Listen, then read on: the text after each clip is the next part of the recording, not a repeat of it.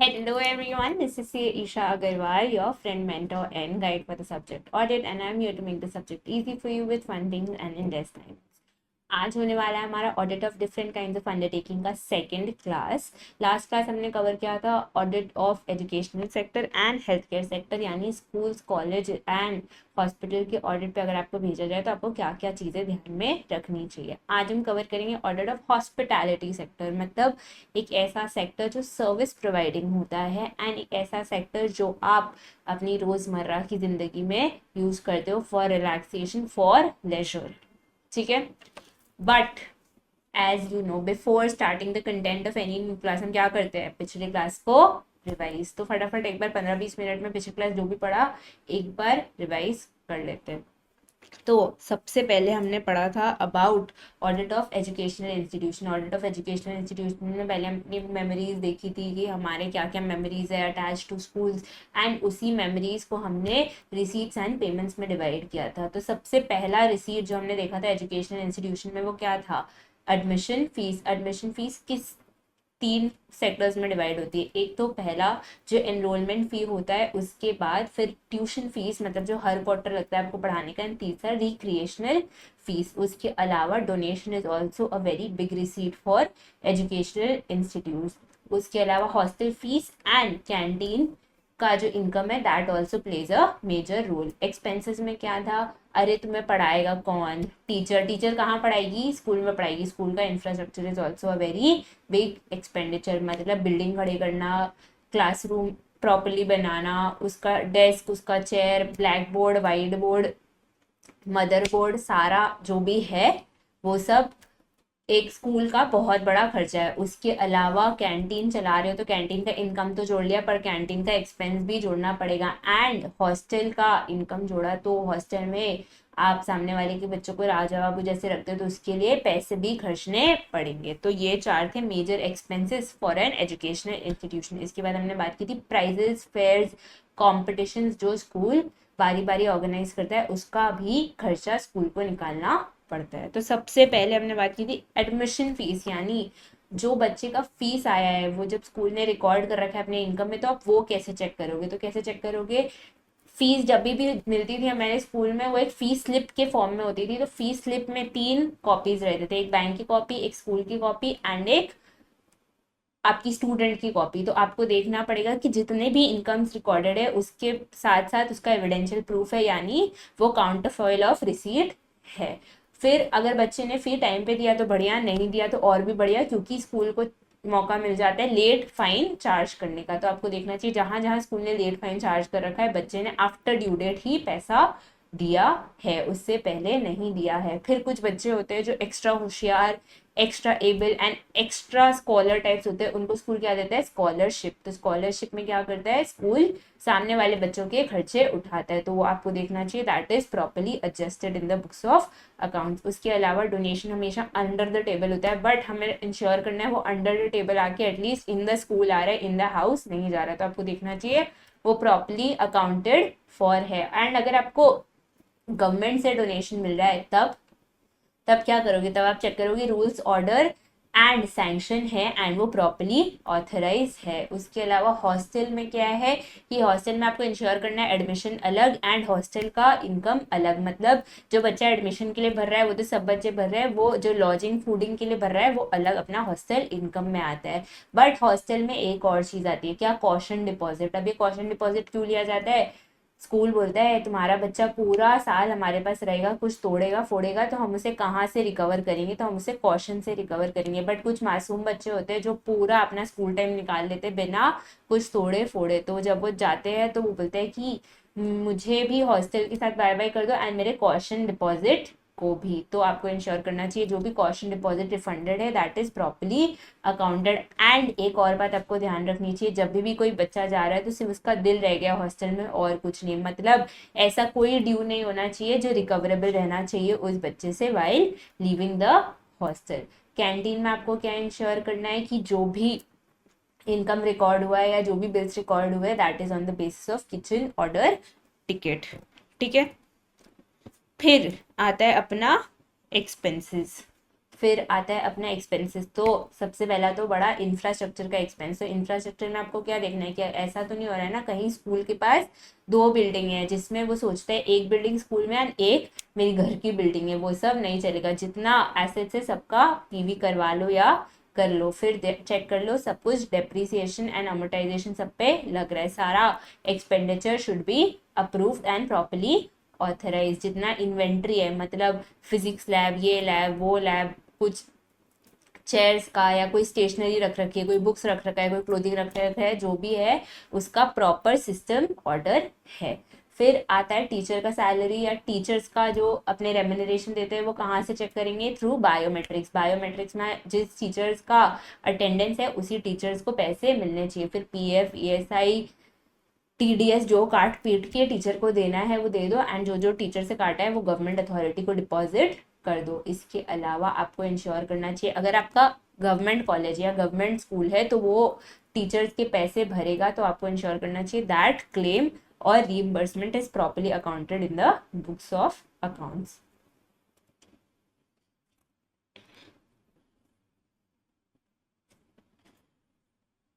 फिर ये तो refund of caution deposit payment ये सब। फिर एक और बड़ा खर्चा था जो हम देखते नहीं है, क्या? अनदेखा अनजाना सा, दीवाना सा, पगला सा, इलेक्ट्रिसिटी चार्जेस देना होगा रे। इलेक्ट्रिसिटी चार्जेस हम हमेशा भूल जाते हैं एक स्कूल के केस में। आपको ये देखना चाहिए कि इलेक्ट्रिसिटी चार्जेस सिर्फ ऑपरेशनल जब स्कूल था तभी चार्ज हुआ है, उससे ज़्यादा नहीं। मतलब अगर स्कूल समर वेकेशन के क्लोज है तो काय का इलेक्ट्रिसिटी यार, इलेक्ट्रिसिटी जब कंज्यूम ही नहीं हुआ तो इलेक्ट्रिसिटी बिल कहाँ से आएगा। बाकी सारे वाउचर्स क्या होने चाहिए प्रॉपरली, सॉरी बाकी सारे पेमेंट्स क्या होने चाहिए प्रॉपरली सपोर्टेड बाय वाउचर्स होने चाहिए। एसेट्स में हमने बोला पीवी कर लो, चेक कर लो कि सारे एसेट्स प्रॉपरली ऑथराइज है, डेप्रिसिएशन अमोर्टाइजेशन लगा है। अगर स्कूल ने कोई इन्वेस्टमेंट कर रखा है तो उसका टीडीएस रिफंड आ गया उसके इंटरेस्ट पे, एंड जो भी आपका इन्वेंट्री का उठा पटक जो इधर उधर है वो it is in proper order. उसके अलावा हमने बोला था प्राइजेस के बारे में। तो प्राइजेस का खर्चा कहाँ से निकालती है स्कूल? प्राइजेस का खर्चा स्कूल निकालती है भीड़े जैसे स्कूल के फंड से। स्कूल के फंड से वो निकालेगी एंड पैसे दे देगी। अगर पैसे बच गए तो क्या करेगी, घर ले जाएगी क्या? नहीं, उसे वापस री इन्वेस्ट कर देगी। ठीक है। लाइबिलिटी तो आपको आउटस्टैंडिंग लाइबिलिटी दिखानी है। उसके अलावा चार चीज़ जो हम हर एंटिटी में करते हैं, क्या करते हैं? फिनेंशियल स्टेटमेंट सही है कि नहीं चेक करते, इंटरनल कंट्रोल सही है कि नहीं चेक करते, रूल्स फॉलो किए हैं कि नहीं चेक करते, एंड उसके बाद अपने इंश्योर करते हैं कि जो भी इंपॉर्टेंट मिनट्स हुए उसके, सॉरी जो भी इंपॉर्टेंट मीटिंग्स हुए उसके अपने बोर्ड मिनट्स ले ले। यहाँ पे एक और था कि बजट के बाहर जो भी एक्सपेंडिचर हुआ है आपको इंश्योर करना चाहिए दैट इज प्रॉपरली ऑथराइज्ड। फिर आते हैं audit of health care organisation, मतलब ऑडिट ऑफ हॉस्पिटल्स पे। तो हॉस्पिटल में हमने क्या बोला कि major receipt and major payment क्या होता है? मेजर रिसीट होता है पेशेंट से। उसके बाद पेशेंट से किस किस टाइप से आप पैसे ले सकते हो, अगर वो ऑपरेशन या सर्जरी के लिए आए तो उससे, हेल्थ चेकअप के लिए आए उससे, या फिर वो नॉर्मल पैथोलॉजिकल टेस्ट के लिए आए उससे भी आप कर सकते हो। दूसरा मेजर इनकम क्या होता है? दूसरा मेजर इनकम होता है डोनेशन का, जहाँ पे गवर्नमेंट या एमिनेंट पर्सनैलिटीज डोनेशन देती है हॉस्पिटल को एंड कहती है अरे तुम बहुत अच्छा काम कर रहे हो, इसमें आगे बढ़ते रहो। इसको ग्रांट्स भी बोलते हैं गवर्नमेंट के नज़रिए में। उसके अलावा हॉस्पिटल्स बहुत बार गेस्ट हाउस बना के रखती है कि कुछ रिलेटिव्स आते हैं जो पेशेंट्स के साथ पर उसके साथ रुक नहीं पाते, तो वो कहाँ दर बदर भटकेंगे एक घर ढूंढने के लिए, इसीलिए हॉस्पिटल्स उनको गेस्ट हाउस प्रोवाइड करती है। इसके अलावा आता है पेमेंट्स। तो मेजर पेमेंट्स क्या क्या होते हैं मेरे हॉस्पिटल के? सबसे पहले तो ये टेस्ट वो टेस्ट, ये मशीन वो मशीन, ये टू यूज़र, ये कोई इक्विपमेंट लाना है या ये कोई मेडिसिन चाहिए, तो सबसे बड़ा खर्चा तो मेरा इन सब का ये इन्वेंट्री एंड एसेट्स का। उसके बाद दूसरा खर्चा किसका है? डॉक्टर्स रेम्यूनरेशन का। डॉक्टर्स रेम्यूनरेशन 3 भाग में डिवाइड होते हैं। किस किस भाग में? ऑपरेशन में उनका कोई कमीशन कुछ बेस है तो उस पर। फिर अगर पैथोलॉजिकल टेस्ट है एंड सामने वाले ने आपके नाम पे लिखवा के टेस्ट किया है, मतलब उसने डॉक्टर्स नेम में आपका नाम दिया है, तो उस पर कमीशन बेस्ड होता है। एंड जब वो नॉर्मल चेकअप करने आते हैं तो या तो विजिट्स पे या नंबर ऑफ पेशेंट्स पे उनका रेम्यूनरेशन बेस्ड होता है। इसके अलावा जो भी आपका फूडिंग है, मेडिसिन है, जो भी आपके पेशेंट को ट्रीटमेंट मिलता है, बेस्ट हेल्थ केयर देते हैं हम, उसका भी खर्चा आता है। ठीक है।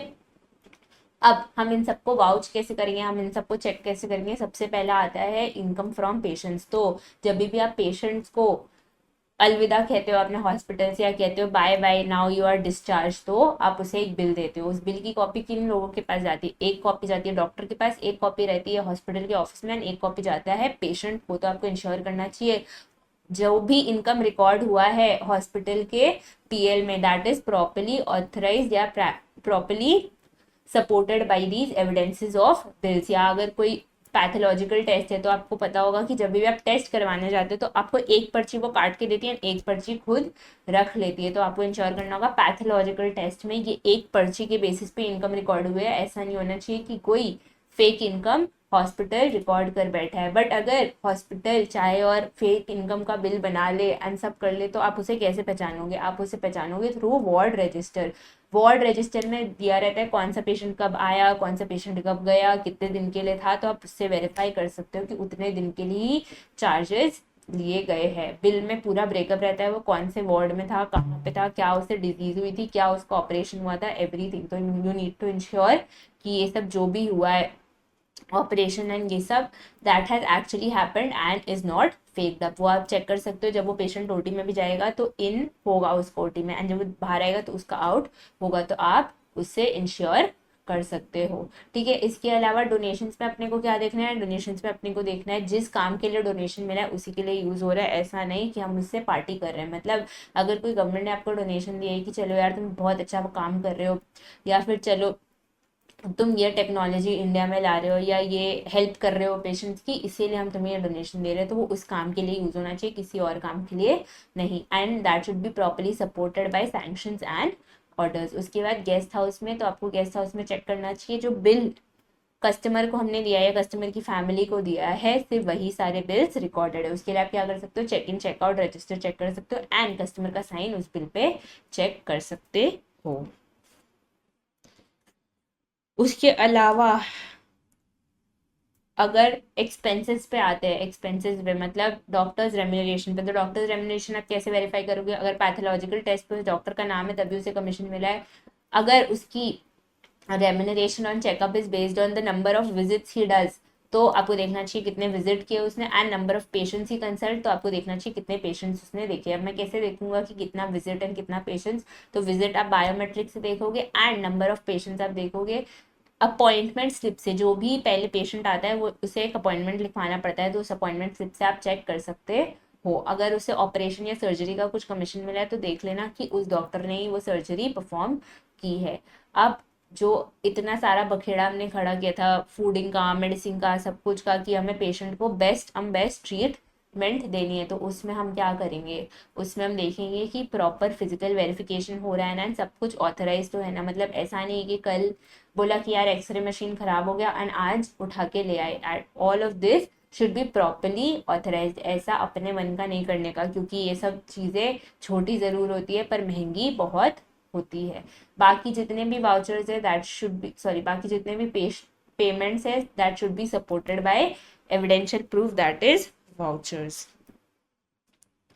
एसेट्स में मैंने बोला स्टॉक रजिस्टर देख लो, पीवी कर लो, एंड डेप्रिसिएशन अमोर्टाइजेशन चार्ज हुआ है कि नहीं वो देख लो। इसके अलावा डॉक्टर्स के भी सीए होते हैं एंड हॉस्पिटल्स के भी, तो वो लोग भी बहुत सारा इन्वेस्टमेंट करते हैं। तो इंश्योर जो भी उस इन्वेस्टमेंट है उसका फिजिकल वेरिफिकेशन कर रहे हो, इन्वेस्टमेंट रजिस्टर्स चेक कर रहे हो, एंड उसका इनकम ड्यूली रिकॉर्डेड है in the profit and loss statement. Liabilities जो भी आउटस्टैंडिंग है वो आपको दिखानी पड़ती है, एंड इसमें भी आपको 4 काम करने पड़ते हैं जो आप हर एंटिटी में करते हो। क्या 4 काम?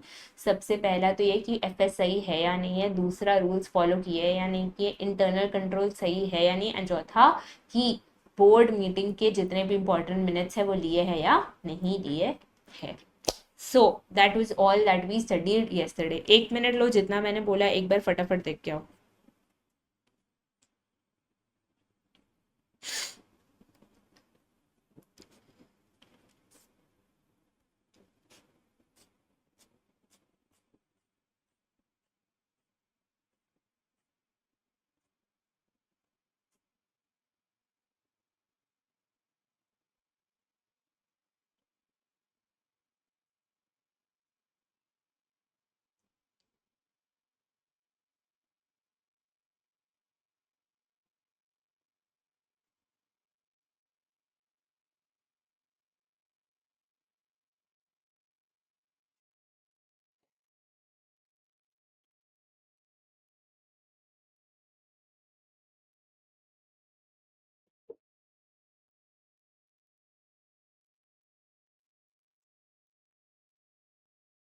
डन हो गया, पढ़ लिया एक बार।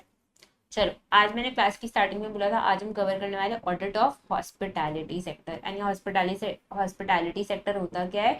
ये एक सर्विस प्रोवाइडिंग सेक्टर होता है जो आपको लेजर एक्टिविटीज प्रोवाइड करता है, जो आपको रेस्ट टाइम प्रोवाइड करता है। मतलब जैसे आप होटल में खाने जाते हो फॉर इंजॉयमेंट, या आप मूवी देखने जाते हो फॉर इंजॉयमेंट, या आप अम्यूजमेंट पार्क में झूला झूलने जाते हो for your enjoyment. So these sectors are basically called hospitality sector. मतलब हॉस्पिटैलिटी मतलब सर्विस टू समवन।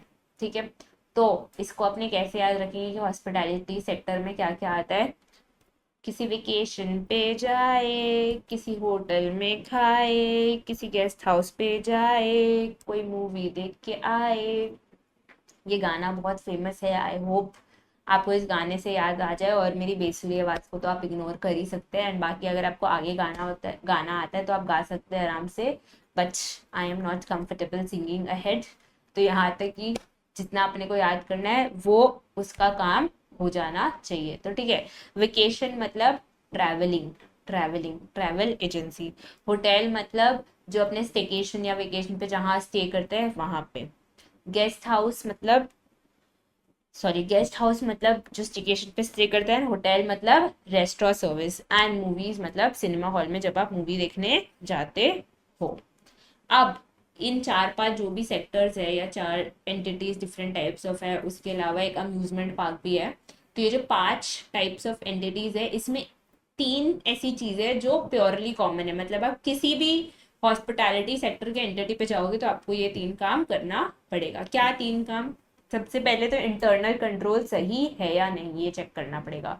दूसरा, उस सेक्टर के पास वैलिड लाइसेंस है ना, उस एंटिटी के पास वैलिड लाइसेंस है ना। मतलब अगर मैं रेस्टोरेंट खोल रही हूँ तो मेरे पास वैलिड फूड लाइसेंस है, वैलिड ट्रेड लाइसेंस है। अगर मैं सिनेमा हॉल खोल रही हूँ तो मेरे पास वैलिड एंटरटेनमेंट लाइसेंस है। अगर मैं अम्यूजमेंट पार्क खोल रही हूँ तो मेरे पास वैलिड सेफ्टी लाइसेंस है। तो हॉस्पिटैलिटी सेक्टर में ये चीज़ आपको ज़रूर देखना चाहिए कि वो एलिजिबल भी है या नहीं उसको खोलने के लिए। मतलब ये सारे जो भी एंटिटीज है, इनका काम, इनका ओनरशिप वैलिड है या नहीं, ये काम कर सकते भी हैं या नहीं कर सकते हैं। ठीक है, और तीसरा अपने को क्या देखना है? जितने भी रेगुलेटरी रिक्वायरमेंट्स है वो सब फॉलो तो हुए है ना। मतलब ऐसा तो नहीं है ना कि रेगुलेटरी रिक्वायरमेंट्स फॉलो नहीं हुए। जो भी रूल्स एंड रेगुलेशंस है इनकी पर्टिकुलर एक्ट्स का या इनकी पर्टिकुलर लाइसेंस का, तो वो सब फॉलो हुआ है। ठीक है, अब क्या अपने इन तीन कॉमन पॉइंट्स पे ज्यादा फोकस करेंगे क्या? अपने क्लास के स्टार्टिंग में डिस्कस किए थे कि अपने ज्यादा फोकस किस पे करेंगे? अपने ज्यादा फोकस करेंगे जो अनकॉमन पॉइंट्स हो, कि अपने को कंफ्यूजन नहीं हो एंड अंडर कॉन्फिडेंट अपने नहीं रहे। ठीक है, तो ये तीन पॉइंट्स तो अपने को याद करना ही है, बट इस पे उतना फोकस नहीं करना है। पहले अपने को अनकॉमन पॉइंट्स पे ज्यादा फोकस करना है। तो सबसे पहला जो आज का हमारा टॉपिक है in hospitality sector, that is restaurant. खाने पीने वाला रेस्टोरेंट जहाँ पे आप जाते हैं अपनी फैमिली के साथ, अपने फ्रेंड्स के साथ एंड कुछ खा पी के आते हैं। ठीक है, तो एक बार थोड़ा फीचर्स का बात कर लेते हैं, एक बार समराइज कर लेते हैं कि एक रेस्टोरेंट विजिट एक्चुअली होता कैसे है। तो आप जाते हो, you place an order, a waiter comes to take then order. And आजकल वो आईपैड वाला सिस्टम आ गया है, आजकल वो वहाँ पे ही ऑर्डर ले लेते हैं, या तो बहुत बार या they give you scanners and ये सब, तो आप उसको देख के वहीं पे उनके ऐप में ऑर्डर प्लेस कर सकते हो। Any which way you place the order, your food comes, you eat the food, and after your food is over you are handed over a bill. Bill में आप चेक करते हो कि जो जो आइटम्स आपने मंगाए थे वही वही ऐड किए गए हैं ना। एंड उसके अलावा क्या चेक करते हो कि टैक्सेस जो ऐड किए गए हैं। Service charge is voluntary payment, वो कंपलसरी नहीं होता है, तो बहुत जन सर्विस चार्ज को हटवा देते हैं। The ones who wish to pay are more than welcome. Usually a restaurant visit looks like this. I hope आपका भी रेस्टोरेंट विजिट ऐसे ही लगता होगा, और अजीब सा तो कुछ हो नहीं सकता। यही है सिंपल रेस्टोरेंट जब अपने विजिट करते हैं। तो अगर आपको इनकी ऑडिट पे भेजा जाए कि जा ऑडिट करके आइए सेक्टर का, या ऑडिट करके आइए इस रेस्टोरेंट का, तो how will you do that? Take half a second and just think. अपने अभी ये डिस्कस नहीं कर रहे हैं कि क्या प्रोसीजर्स लिखा हुआ है। Take half a second and think कि आप हर स्टेप का ऑडिट कैसे करोगे। क्योंकि अगर आप हर स्टेप का ऑडिट कर ले रहे हो मतलब कि आप उस एंटिटी का या उस रेस्टोरेंट का ऑडिट कर ले रहे हो। ठीक है,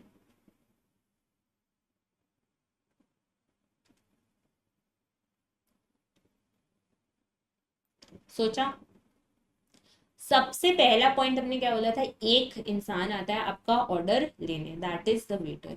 तो आपको क्या चेक करना है, जितने वेटर्स प्रेजेंट थे उस दिन या जितने वेटर्स प्रेजेंट है उस मंथ, उनकी सैलरी आपने पीएल में दिखा रखी है। वो आप कैसे इंश्योर करोगे, वो कोई भी सिस्टम हो सकता है, उनके पास बायोमेट्रिक सिस्टम हो सकता है, अटेंडेंस रजिस्टर हो सकता है, या कोई भी मोबाइल सिस्टम हो सकता है, कुछ भी हो, that is totally their way of calculating and taking attendance. पर आपको इंश्योर करना चाहिए वो वेटर था एंड उसको अपने सैलरी वेजेस का पेमेंट किए। अब आप खा रहे हो, तो खाने के लिए आपको क्या चाहिए, खाना। खाना वो कैसे बनाएंगे, शेफ होगा खाना बनाने के लिए, एंड खाना बनाने के लिए आपको जो बेसिक रॉ फूड चाहिए, तो उसका खर्चा आपको देखना पड़ेगा कि जितने भी रॉ मटेरियल्स है उनका प्रॉपर सिस्टम है ना। मतलब ऐसा नहीं कि आज 2 किलो टमाटर लाया और अभी भी 1 किलो बचा है, नेक्स्ट डे फिर 2 किलो टमाटर ले आया, ये सब नहीं होना चाहिए। There should be a proper system and whenever required तभी इनके रॉ फूड या रॉ मटेरियल्स आने चाहिए। क्यों, क्योंकि ये रेप्लिनिशेबल आइटम्स होते हैं या फिर ये पेरिशेबल आइटम्स होते हैं, ये फटाफट खत्म हो जाते हैं। ठीक है, मतलब कि खत्म हो जाते हैं इन द सेंस फटाफट खराब हो जाते हैं। सपोज जैसे अब अगर आप यही कोई स्टील की बात करते हैं, आयरन की बात करते हैं, उनकी शेल्फ लाइफ क्या होती है, 3-4 साल। बट क्या वेजिटेबल्स एंड फ्रूट्स की इतनी शेल्फ लाइफ होती है क्या, या कोई भी फूड आइटम का इतना लॉन्ग शेल्फ लाइफ होता है क्या? No. तो आपको इसमें इंश्योर करना चाहिए all of the cooked food या all of the raw materials that are coming in are properly authorise and उसके ऊपर प्रॉपर इंटरनल कंट्रोल्स है। शेफ है तो शेफ की सैलरी जाएगी। फिर उसके बाद यू में पे द बिल वाया कैश और बैंक। अब यहाँ पे आता है सबसे मोस्ट इम्पॉर्टेंट स्टेप। होता क्या है कि जब आप एक रेस्टोरेंट में जाते हो, आप बिल पे करते हो, वो ईयर एंड में अपना पीएनएल बनाता है एंड वो ट्राई करेगा कि वो अपना इनकम कहीं ना कहीं ज्यादा दिखा दे। But let me tell you this business is not made for that. इस बिजनेस में आप चोरी कर ही नहीं सकते। क्यों, क्योंकि यहाँ पे कोई डेटर सिस्टम है ही नहीं। यहाँ पे instant service and instant payment वाला सिस्टम है। तो सबसे पहली चीज तो मुझे इंश्योर करनी चाहिए कि मेरा रेवेन्यू रिकग्निशन टाइम पे हुआ है, क्योंकि मैंने सर्विस भी दे दिया एंड उसके लिए मुझे कंसिडरेशन भी मिल गया तुरंत तुरंत। ठीक है, तो रेवेन्यू रिकग्निशन इंस्टेंट बेसिस पे होना चाहिए। मतलब आज सेल किया तो आज ही उसको सेल मानो, कल परसों तरसों का आपके पास कोई बहाना नहीं। आप ये नहीं बोल सकते 31 मार्च को इंसान खा के गया, मैं इसका बिल 1 अप्रैल को जोड़ूंगा, नॉट पॉसिबल। जिस दिन वो इंसान खाना खा के गया उसी दिन उसका रेवेन्यू रिकॉग्नाइज होना चाहिए। Why, because this is instant service and instant payment sector. ठीक है, तो सबसे पहला तो रेवेन्यू रिकग्निशन। दूसरा, अगर वो फेक बिल्स बनाने का ट्राई करेगा, सपोज उसने कह दिया कि हाँ ये 4 लोग आए थे और ऐसा ऐसा बिल है, तो हम बोलेंगे पैसे दिखा दो तुम, जितने पैसे आए उतना ही तो तुम इनकम रिकॉर्ड कर सकते हो, और तो कुछ नहीं कर सकते। तो बोलता है नहीं मैंने उधारी दे दी। क्या उधारी पॉसिबल है क्या? उधारी पॉसिबल नहीं है। अपने क्या बोलते हैं कि यार तू पैसे नहीं लेके आया तो देखो बर्तन धोने पड़ेंगे, बट उधारी तो नहीं मिलेगी। अपने ये बोलते हैं क्या, ठीक है यार आज आया, एक काम करते हैं कि आज अपने खा लेते हैं, 1-2 महीना बाद आके दे देंगे। Is that possible? यहाँ पे कोई डेटर खड़ा ही नहीं होता, क्योंकि आपको इंस्टेंट पेमेंट करना पड़ता है। तो नेक्स्ट आपको इंश्योर करना चाहिए कोई फेक बिल्स रिकॉग्नाइज नहीं है, एंड जितना कलेक्शन हुआ है मेरा उतना ही रेवेन्यू रिकॉग्नाइज हुआ है। मतलब अगर मैंने 5,000 रुपये उस दिन कैश बुक या बैंक में देखा है अपने, तो 5,000 रुपये का ही मेरा रेवेन्यू रिकॉग्नाइज होना चाहिए, ना उससे ज्यादा ना उससे कम। अब आप कैसे चेक करोगे कि कितना कलेक्शन रिकॉर्ड हुआ है? दो वे से, अगर कैश में रिकॉर्ड हुआ है तो वो कैश बुक में होगा, एंड अगर बैंक में रिकॉर्ड हुआ है तो वो बैंक स्टेटमेंट में होगा। आजकल most of the people have shifted to bank ways UPI या फिर ऑनलाइन पेमेंट मोड्स, तो आपको देखेंगे कि मोस्ट जो इनकम है आपका वो बैंक स्टेटमेंट से मिल जाएगा। ठीक है, इसके अलावा आपको चेक करना है कि जितने भी टैक्सेस लिए वो डिपॉजिटेड है to regulatory authorities within time being. Service charge अगर लिया है तो वो डिपॉजिटेड है, अगर जीएसटी लिया है तो वो डिपॉजिटेड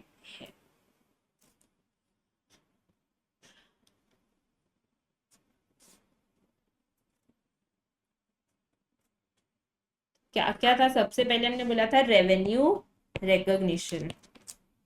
क्यों? क्योंकि यहाँ पे instant service and instant consideration है।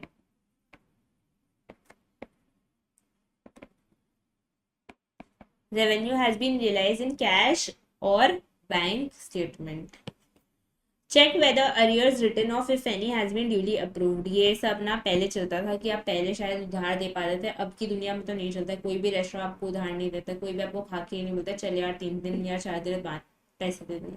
That is not possible. Even आपके अगर घर के नीचे भी कोई रेस्टोरेंट है ना, अगर कोई रेस्टोरेंट जैसे कंस्ट्रक्टेड है, तो वो आपको नहीं बोलेगा ठीक है यार कल आके पैसे दे देना। नॉट पॉसिबल, आपको इंस्टेंट पेमेंट करना पड़ता है। पेटी कैश बुक से आप क्या निकालोगे कि उस दिन कैश में कितना पैसा आया। फिर vouch payments made to suppliers, मतलब अगर आपने सब्जी के लिए कोई हाइपर मार्केट से लिया है सब्जी, तो इंश्योर कि वो प्रॉपर वाउचर्स के साथ है। ऐसा नहीं कि आप बोलोगे कि हाँ उस दिन सब्जी में हाइपर मार्केट से ले आया, आप बोलो आप बिल मांगोगे तो उनके पास कोई एविडेंशियल प्रूफ नहीं होगा। तो ऐसा नहीं होना चाहिए। All of the transactions, all of the payment should be supported by evidential proof. जो भी आपका किचन का या जो भी आपका होटल का इंफ्रास्ट्रक्चर है, अगर कोई इंटीरियर्स है जिस बिल्डिंग पे आपने बना रखा है या जो लोकेशन पे आपने बना रखा है, तो वो सब आपका एसेट्स माना जाएगा एंड उस पर आपको चार्ज करना है डेप्रीसिएशन। तो ये तो हो गए कुछ uncommon point specially for restaurant sector. But कुछ कॉमन पॉइंट्स भी है जो हर सेक्टर पे लगेंगे हॉस्पिटैलिटी के। क्या? अगर एसेट्स है तो पीवी ऑफ एसेट्स कराया है ना, स्टॉक है तो स्टॉक का वैल्यूएशन चेक किया है ना, अगर कोई लाइबिलिटी है तो उसको आउटस्टैंडिंग लाइबिलिटी में दिखाया है ना। Payment of salary, restaurant sector में किसकी पेमेंट होगी सैलरी की? Chef and waiter. फिर अगर आपका रेंट, इलेक्ट्रिसिटी, डीजे, कोई भी चार्जेस है, जो भी आपका इलेक्ट्रिसिटी लगा है, अगर आपने कोई आईपीएल मैच चला रखा है तो उसका टीवी का इलेक्ट्रिसिटी लगा है, या फिर आपने कोई एक्स्ट्रा लाइटिंग कर रखी है उसका इलेक्ट्रिसिटी लगा है, तो वो सब should be always supported by electricity bills. ठीक है? ऐसा नहीं होना चाहिए कि आपने बोला इस महीने मैंने कैंडल लाइट डिनर रखा था, तो कैंडल लाइट डिनर रखा था तो पैसे मतलब इलेक्ट्रिसिटी तो लगेगी ही नहीं आपकी। एंड अब नेक्स्ट मैंने बोलते हैं इस बार मैंने कैंडल लाइट डिनर नहीं रखा, पर दोनों में वेरिएशन क्या है? कैंडल लाइट डिनर जब रखा था तभी भी 1000 रुपया बिल आया एंड इस बार 1200 रुपया इलेक्ट्रिसिटी बिल आया। तो कोई मेजर चेंज थोड़ी है, 1000 से 1200 ही हुआ है, मतलब 200 का ही डिफरेंस है। तो मतलब यहाँ पे गड़बड़ है। आपको इंश्योर करना चाहिए जैसा जैसा इलेक्ट्रिसिटी कंजम्पशन हुआ है वैसा वैसा इलेक्ट्रिसिटी बिल आना चाहिए, एंड जितना भी आपने अमाउंट चार्ज किया अपने बुक्स ऑफ अकाउंट्स में, that should B purely supported by these bills. फिर आता है ट्रैवल एंड टूरिज्म का ऑडिट प्रोसीजर। अब पहले ये समझो ये सेक्टर क्या है, ये सेक्टर कमाता कैसे है, एंड उसके बाद हम डिस्कस करेंगे इसका ऑडिट प्रोसीजर। तो ट्रैवल एंड टूरिज्म बेसिकली क्या है? जैसे these offer you travel packages, कि आपको कहीं जाना है तो हम आपका फ्रॉम ए टू जेड सारा काम करके देंगे। आपकी फ्लाइट बुकिंग्स, आपका होटल बुकिंग्स, आपका फूडिंग, आपका जो भी आपको स्पॉट्स देखना है, फेमस स्पॉट्स वहाँ के, आपके shopping, everything will get it sorted. ठीक है? So basically they make your travel very hassle free. The one individual या जो भी ग्रुप है, if they do not want to take up कि नहीं हमें अपनी उतना माथा नहीं लगाना यार, अब कौन जाके देखेगा कब फ्लाइट अवेलेबल है कब नहीं, we will hand over all this work to a travel agency. So they will basically plan your trip from scratch to end. Examples, पहले ये सब MakeMyTrip, Goibibo, ixigo, ये सब क्या करते थे? ये सब यही काम करते थे। And then gradually they diversed into railway का टिकट्स भी बुक करने लगे, एयरप्लेन का टिकट्स भी बुक करने लगे, होटल्स भी प्रोवाइड करने लगे, वगैरह वगैरह। बट प्योरली पहले इनका आप देखोगे अगर न्यूज़पेपर कटआउट्स एंड एड में, तो इनका ट्रैवल का ही काम था। तो मेक माई ट्रिप के बहुत सारे आपके उसमें न्यूज़पेपर में आ जाते थे कि 6 नाइट 5 डेज या जो भी आपका डे पैकेज है उसमें आप एनरोल एनरोल बोलिए उसमें आप जाना चाहते हो क्या, उसमें आप इंटरेस्टेड हो क्या, एंड वगैरह वगैरह। So they would make you packages and if you want they would make you customised packages also and offer you an amount.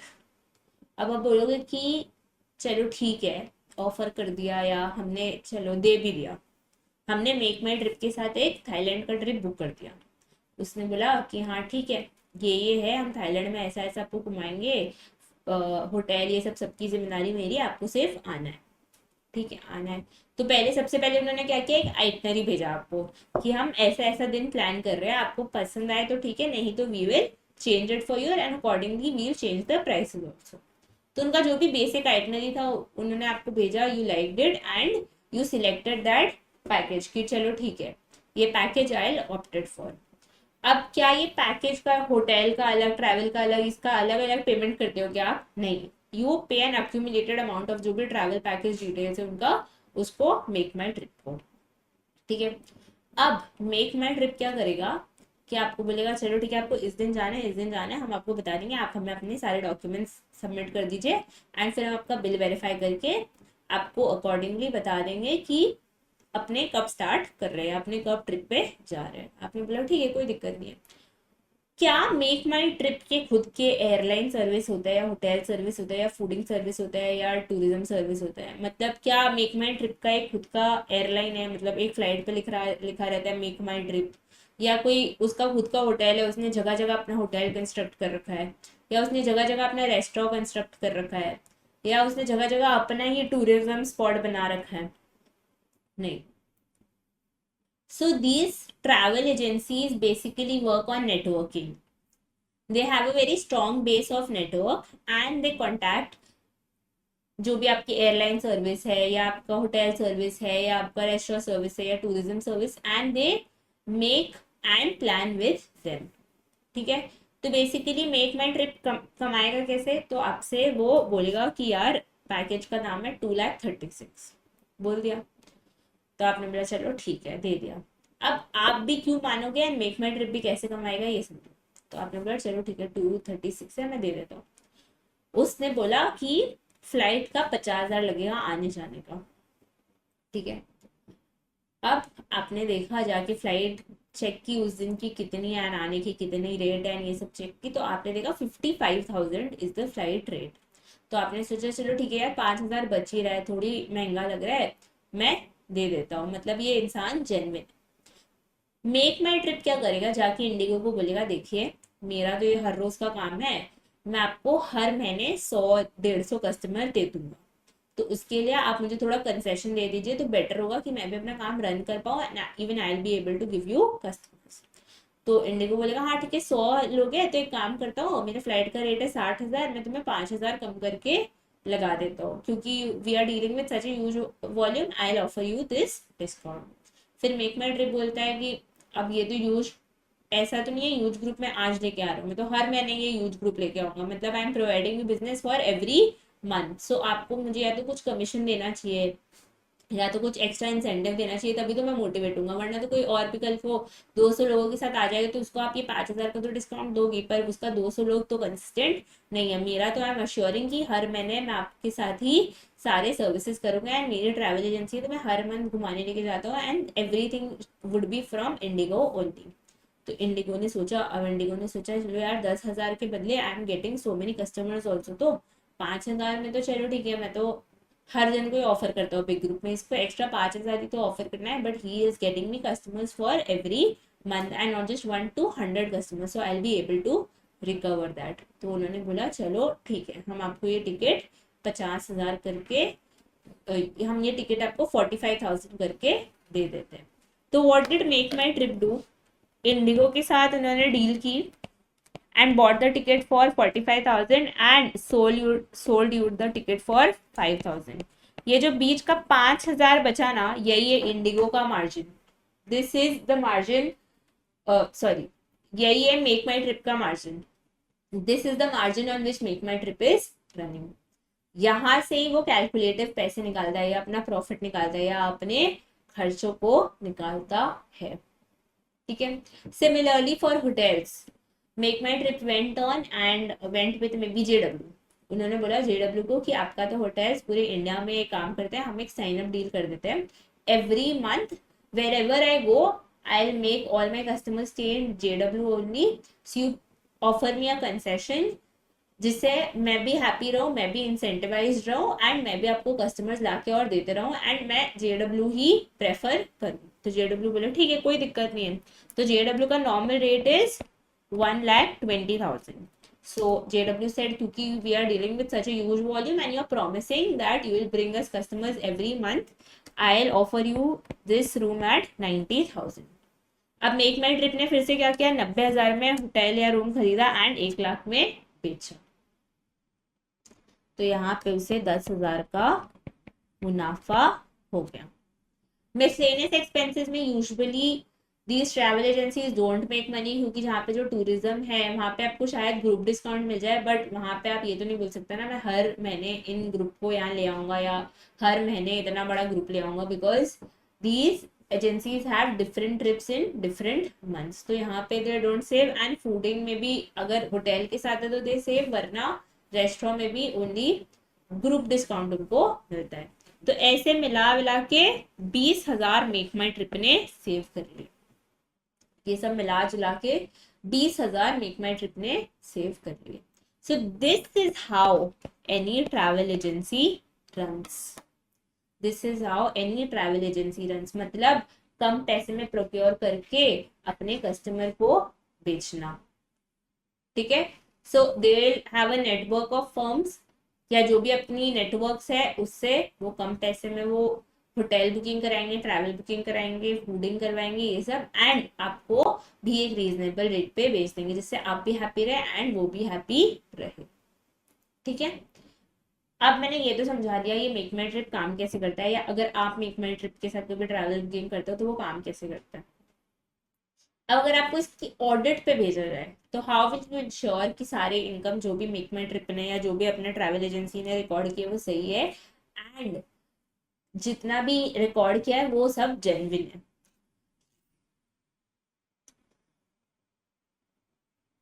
सबसे पहला, अगर किसी फैमिली ने या किसी इंडिविजुअल ने ट्रैवल एजेंसी या ट्रैवल पैकेज बुक किया है तो उनके पास एक बिल जाएगा, उनके पास एक आइटनरी जाएगा। तो उन्होंने बिल का पेमेंट कर दिया। अब बिल का पेमेंट में क्या क्या डिटेल्स रहेगा, बिल का पेमेंट में डिटेल्स रहेगा कि किस मोड से आपने पेमेंट किया, कब है आपकी ट्रिप, कितने अमाउंट की है, उसमें जो भी ब्रेकअप है सब दिया रहेगा एंड आपका जो भी डेस्टिनेशन है, कहाँ से जा रहे हो, कैसे जा रहे हो, सब दिया रहेगा। तो आपको इंश्योर करना चाहिए ये जो बिल की कॉपी जो मेक माई डिलीवरी के पास है वो ड्यूली साइंड बाय कस्टमर है। होता क्या है, कॉपीज में वो क्या करते हैं, एक इनवॉइस की कॉपी आपको भेजते हैं एज अ कस्टमर, एक इनवॉइस की कॉपी खुद रख देते हैं एंड दोनों में साइन करवा देते हैं before starting on the trip और before planning on the trip dates जो भी है उस पर आप दोनों की साइन रहती है। तो आपको इंश्योर करना चाहिए जो भी इनकम मेक माई डिलीवरी की बुक्स में रिकॉर्ड किया गया है that is properly vouched by this bills या properly supported by these bills. जो भी साइन बिल्स है उनका सपोर्टिंग होना चाहिए जो भी मेरा इनकम रिकॉर्डेड है। अपार्ट फ्रॉम दैट अगर वो फेक बिल्स बनाने का ट्राई करेंगे तो आप कैसे समझोगे, अरे यार मैंने क्या बोला, सब डिटेल्स रहते हैं, बंदा गया कि नहीं गया, कहाँ गया, कैसे गया। तो वो जाएगा तो उसके लिए फ्लाइट टिकट्स भी बनवानी पड़ेगी, तो चेक कर लो फ्लाइट टिकट्स बनी है कि नहीं। वो जाएगा तो उसके लिए होटल बुकिंग्स भी करनी पड़ेगी, तो चेक कर लो होटल बुकिंग्स हुई है कि नहीं उस डेट पे। वो जाएगा तो रेस्टोरेंट में खाना भी खिलाना पड़ेगा, तो आप चेक कर लो उस दिन कोई एक्सपेंडिचर हुआ है या नहीं हुआ है। तो ट्रैवल इंडस्ट्री में भी इट्स वेरी डिफिकल्ट कि आप झोल कर पाओ, क्योंकि यहाँ पे बहुत सारे एविडेंसेस गैदर कर सकते हो अगर आपने झोल किया है। ऑडिटर आपको पूरा कच्चा जमाया जाएगा इस इंडस्ट्री में। इतना एविडेंसेस, इतना सपोर्टिंग एविडेंसेस रहता है एक ऑडिटर के पास इंश्योर करने के लिए। ठीक है। तो चलो अब ये हो गया, हमने चेक कर लिया कि जितना बिल्स है उतना ही मेरा इनकम है। फिर आपको अचानक से दिखा एक स्वाति करके लड़की है, स्वाति, उसने क्या किया कि उसका ट्रिप था 15 मार्च से लेके 21 मार्च को।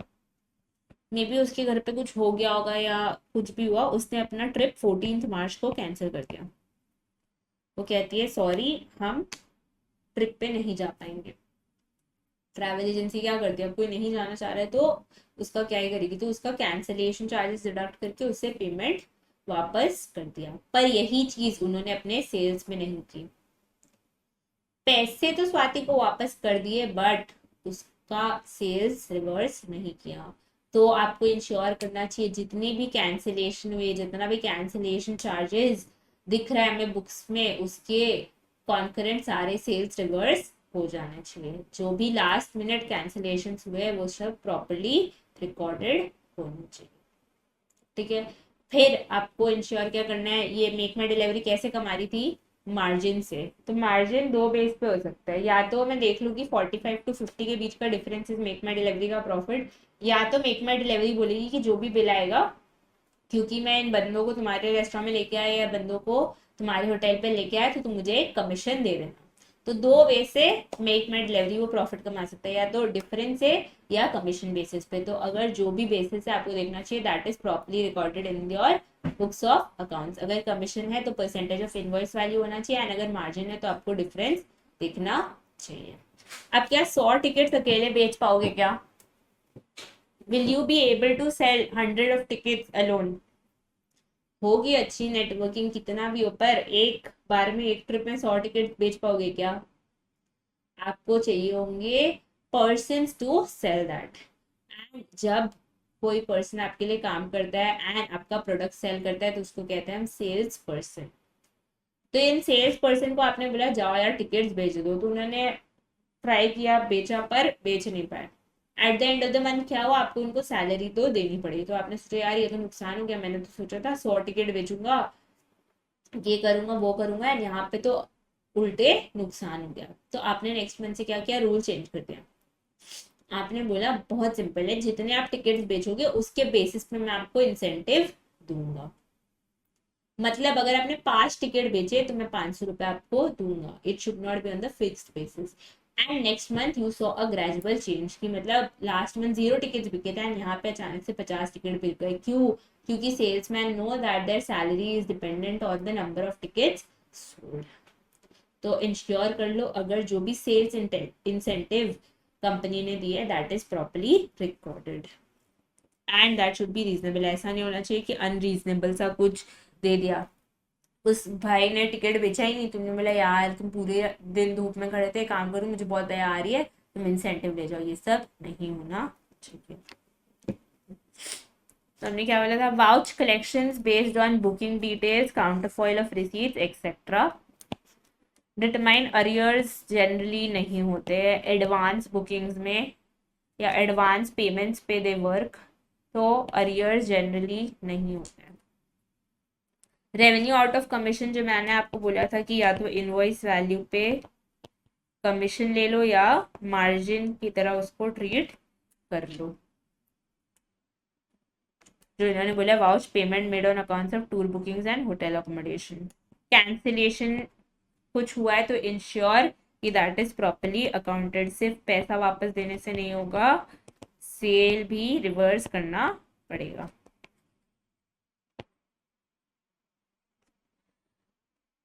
Discounts offered to individual customers are approved. मतलब अगर आपने कोई कस्टमर को एक्स्ट्रा डिस्काउंट दिया है, मतलब पैकेज 2,36,000 का था, आपने बोला काम करिए 230 में आपका मैं डन करता हूँ, तो इंश्योर कि दैट इज प्रॉपरली अप्रूव्ड।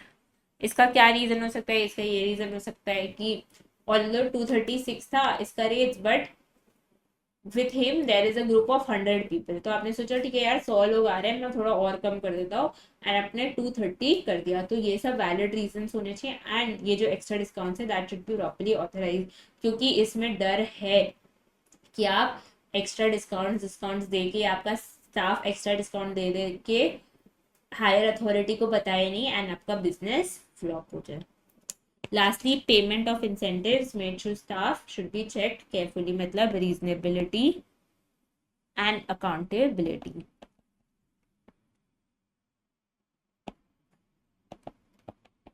इसके अलावा जो कॉमन पॉइंट्स थे क्या क्या थे, vouch payments on accounts of rent, electricity, आप ऑफिस में बैठोगे तो रेंट भी लगेगा, इलेक्ट्रिसिटी भी लगेगा।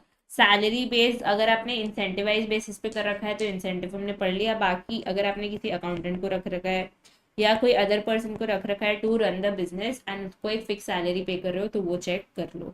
वैल्यूएशन ऑफ स्टॉक यहाँ पे नॉट एप्लीकेबल है, इनका कोई स्टॉक नहीं होता है। ये या तो एडवांस बुकिंग पे काम करते हैं या on the basis of age या ऑन द बेसिस की चलो ठीक है यार ये बंदा जाएगा ही जाएगा, एंड अरियर पे काम कर लेते हैं कि ये 10 दिन में पैसे दे देगा, और जो कैंसिलेशन हो गए हैं उनका ये बुकिंग्स भी संग संग कैंसिल कर देते हैं, तो यहाँ पे कोई स्टॉक नहीं होता है। Physical verification of assets and investments and list of liabilities. Liabilities तो समझ में आता है, इनका कुछ रिड्यूस हो सकता है। फिक्स एसेट्स जनरली नहीं होता है, आप फिक्स एसेट्स बोल सकते हो ऑफिस हो गया, प्रिंटर हो गया, कंप्यूटर हो गया, यही सब इनका फिक्स एसेट्स होता है। ठीक है,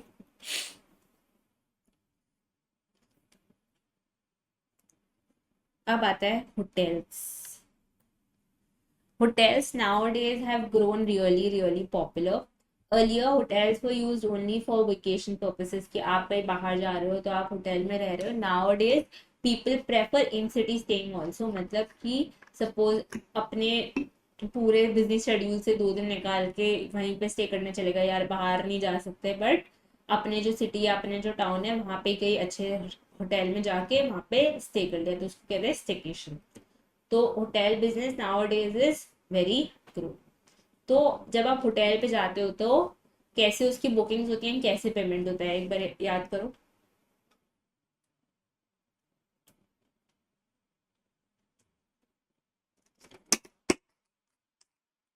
तो जनरली होटल्स या तो आप प्री बुक करते हो, क्योंकि हमेशा ऑलमोस्ट रश रहता है and doesn't also feel good कि आप उस होटल तक इतनी मेहनत से पहुंचे एंड उसके बाद वो बोलते हैं हमारे पास रूम अवेलेबल नहीं है. तो आपने होटल का रूम पहले प्री बुक कर लिया, तो होटल वाले क्या करेंगे, उस रूम को आपके लिए लॉक कर देंगे. मतलब अपने रजिस्टर में या कहीं पे वो नोट कर लेंगे कि रूम इनको इस दिन देना है, ताकि वो दूसरे को वो सेल नहीं करे. फिर आप जाओगे, आप पूछोगे कि अमेनिटीज क्या है या क्या क्या फ्री में है, क्या क्या एडेड है, तो वो बताएंगे कि ब्रेकफास्ट फ्री है, लंच और डिनर के लिए आपको पे करना पड़ेगा, स्विमिंग एरिया फ्री है, जिम के लिए पे करना पड़ेगा, वट एवर इट इज. वो आपको पैकेज समझा देंगे एंड उसके हिसाब से आपसे पेमेंट ले लेंगे.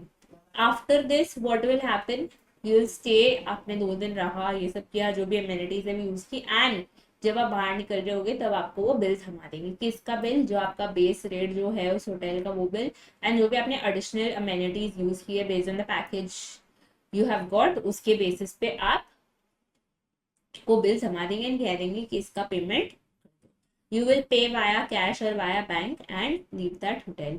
इज इट पॉसिबल क्या कि आप उस होटल को, होटल वाले को बोलो कि मैं आपको 2-4 दिन में आके पेमेंट करता हूँ. अरे नहीं है यार, मैंने तब से स्टार्टिंग से बोलूँ instant service instant payment industry है, यहाँ पे कोई डेटर क्रेडिटर नहीं चलता है. क्रेडिटर भले आप बोल सकते हो, बच सकता है कि चलो होटल बोलेगा कि जिससे वो सब्जियां खरीद रहा है या जिससे वो रूम का जो भी रिफ्रेशनर्स है वो खरीद रहा है या कोई क्लीनिंग मटेरियल से वो खरीद रहा है, तो उसको भले ही बोलते हैं मैं 10 दिन में तेरे को पैसे दे दूंगा, पर कस्टमर को वो नहीं बोल सकता कि चल 10 दिन बाद पैसे दे देना, यहाँ पे इंस्टेंट पेमेंट रिक्वायर्ड है. तो यूजुअली होटल का जो प्रीफेस है या होटल का जो नॉर्मल प्रोसीजर है वो ऐसा दिखता है. अब ऑडिट, आप इसमें क्या करोगे, या ऑडिट प्रोसीजर्स कैसे कैसे इंश्योर करोगे कि आप जो भी होटल ने अपना इनकम एंड एक्सपेंस दिखाया है वो सही है या नहीं है. तो सबसे बड़ा इनकम क्या है होटल का, through its customer who come to stay. मतलब जो भी उसका रूम चार्जेस है वही उसका सबसे बड़ा इनकम होता है. तो how will you ensure these room charges have been charge correctly and जो भी उन्होंने इनकम दिखाया है दैट इज करेक्ट. तो सबसे पहले आप उसे चेक करोगे through counter of receipts या through bills invoices issue to the customers. यहाँ पे भी अगर आप कस्टमर को बिल इशू कर रहे हो तो वो 2 पार्ट पे निकलता है, एक उसके कॉपी के लिए यानी कस्टमर की कॉपी के लिए. तो आपको देखना चाहिए जितने भी आपने इनकम रिकॉर्ड कर रखे हैं that is on the basis of bills issue to customer. क्या ये फेक बिल्स इशू कर सकते हैं, बिल्कुल कर सकते हैं, क्यों नहीं कर सकते. फेक बिल्स इशू करेंगे तो आप कैसे पकड़ोगे, थ्रू होटल का रजिस्टर, चेक इन रजिस्टर. जो अभी भी कोई कस्टमर चेक इन करता है तो वहाँ वो चेक इन रजिस्टर में उसका नाम लिखवाते हैं, टाइमिंग लिखवाते हैं, एंड जब वो चेकआउट करते हैं तो उसका टाइमिंग एंड नाम लिखवाते हैं. तो आपको इंश्योर करना चाहिए जितना कस्टमर्स का बिल दिखाया है that is checked with check in and checkout register. मतलब जिन कस्टमर्स ने चेक इन किया सिर्फ उनका ही बिल रेज है, किसी और का नहीं है. एंड अगर उन्होंने फेक बिल ट्राई किया होटल वालों ने कि 2 की जगह 3 दिन का बिल बना दे, तो आप देख लो उसका चेकआउट 2 दिन में हुआ है या 3 दिन में हुआ है. ठीक है, अब ये तो हो गया कि बिल फेक है या नहीं है, मतलब वो कस्टमर एग्जिस्ट करता है या नहीं करता है, या वो कस्टमर आया भी था या नहीं आया था। दूसरा क्या है कि जो भी बिल पे अमाउंट है वो सही है कि नहीं। तो वो आप कैसे इंश्योर करोगे, क्योंकि होता क्या है कि generally if there is a deluxe room, normal premium room में भी, एंड अ नॉर्मल रूम, तो उसमें क्या हो गया, नॉर्मल रूम का चार्जेस 2,000 है, यहाँ पे चार्जेस 2,500 है, यहाँ पे 3,000 है। तो यहाँ पे डिफरेंट कैटेगरीज आ जाते हैं सेल्स पे भी, डिफरेंट कैटेगरीज आ गए। तो हाउ विल यू इंश्योर कि जो भी बिल अमाउंट है वो सही है। अगर बंदे ने डीलक्स रूम में रहा था तो डीलक्स रूम का ही बिल बना है, किसी और का नहीं। वो आप चेक कर सकते हो through occupancy register, through occupancy register. तो ऑक्यूपेंसी रजिस्टर होता है होटल के पास, जहाँ पे वो लिखते हैं उनका प्रायर बुकिंग्स क्या है, या वो कब कब ऑक्यूपाइड है, या किस कस्टमर ने ऑक्यूपाई किया है। तो suppose 7th 6th and 5th floor पे होटल के रूम्स है, 10 रूम है, 20 रूम है और 10 रूम है। ठीक है, ऐसा 7 6 और 5वां माला पे 10 20 और 10 रूम है। तो वो क्या करेंगे कि अब सपोज यहाँ पे 5 रूम्स ऑक्यूपाइड है, तो वो लिख देंगे कि 701 से लेके 7 तक, सॉरी 701 से लेके 710 तक सारे रूम्स ऑक्यूपाइड है। यहाँ पे लिख देंगे 701 से लेके 720 तक सारे रूम्स ऑक्यूपाइड है, सॉरी 601 से लेके 620 तक। एंड यहाँ पे क्या लिखेंगे, 501 से लेके 510 सारा ऑक्यूपाइड है। ये सब ऑक्यूपाइड है। ठीक है, तो आपको ऑक्यूपेंसी रजिस्टर से समझ में आ जाएगा, क्योंकि यहाँ पे ऑक्यूपाइड के साथ किससे ऑक्यूपाइड है वो भी वो लिखेंगे। तो आपको चेक कर लेना चाहिए जो बिल में अमाउंट है वो ऑक्यूपेंसी रजिस्टर से मैच कर रहा है। मतलब अगर बिल बना है डिलक्स रूम के लिए तो आपको देखना चाहिए वो डिलक्स रूम उस दिन उनके द्वारा ही ऑक्यूपाइड था, किसी और के द्वारा नहीं। ठीक है, तो ये आपको इंश्योर करना है कि बिल में अमाउंट सही है कि नहीं through occupancy register.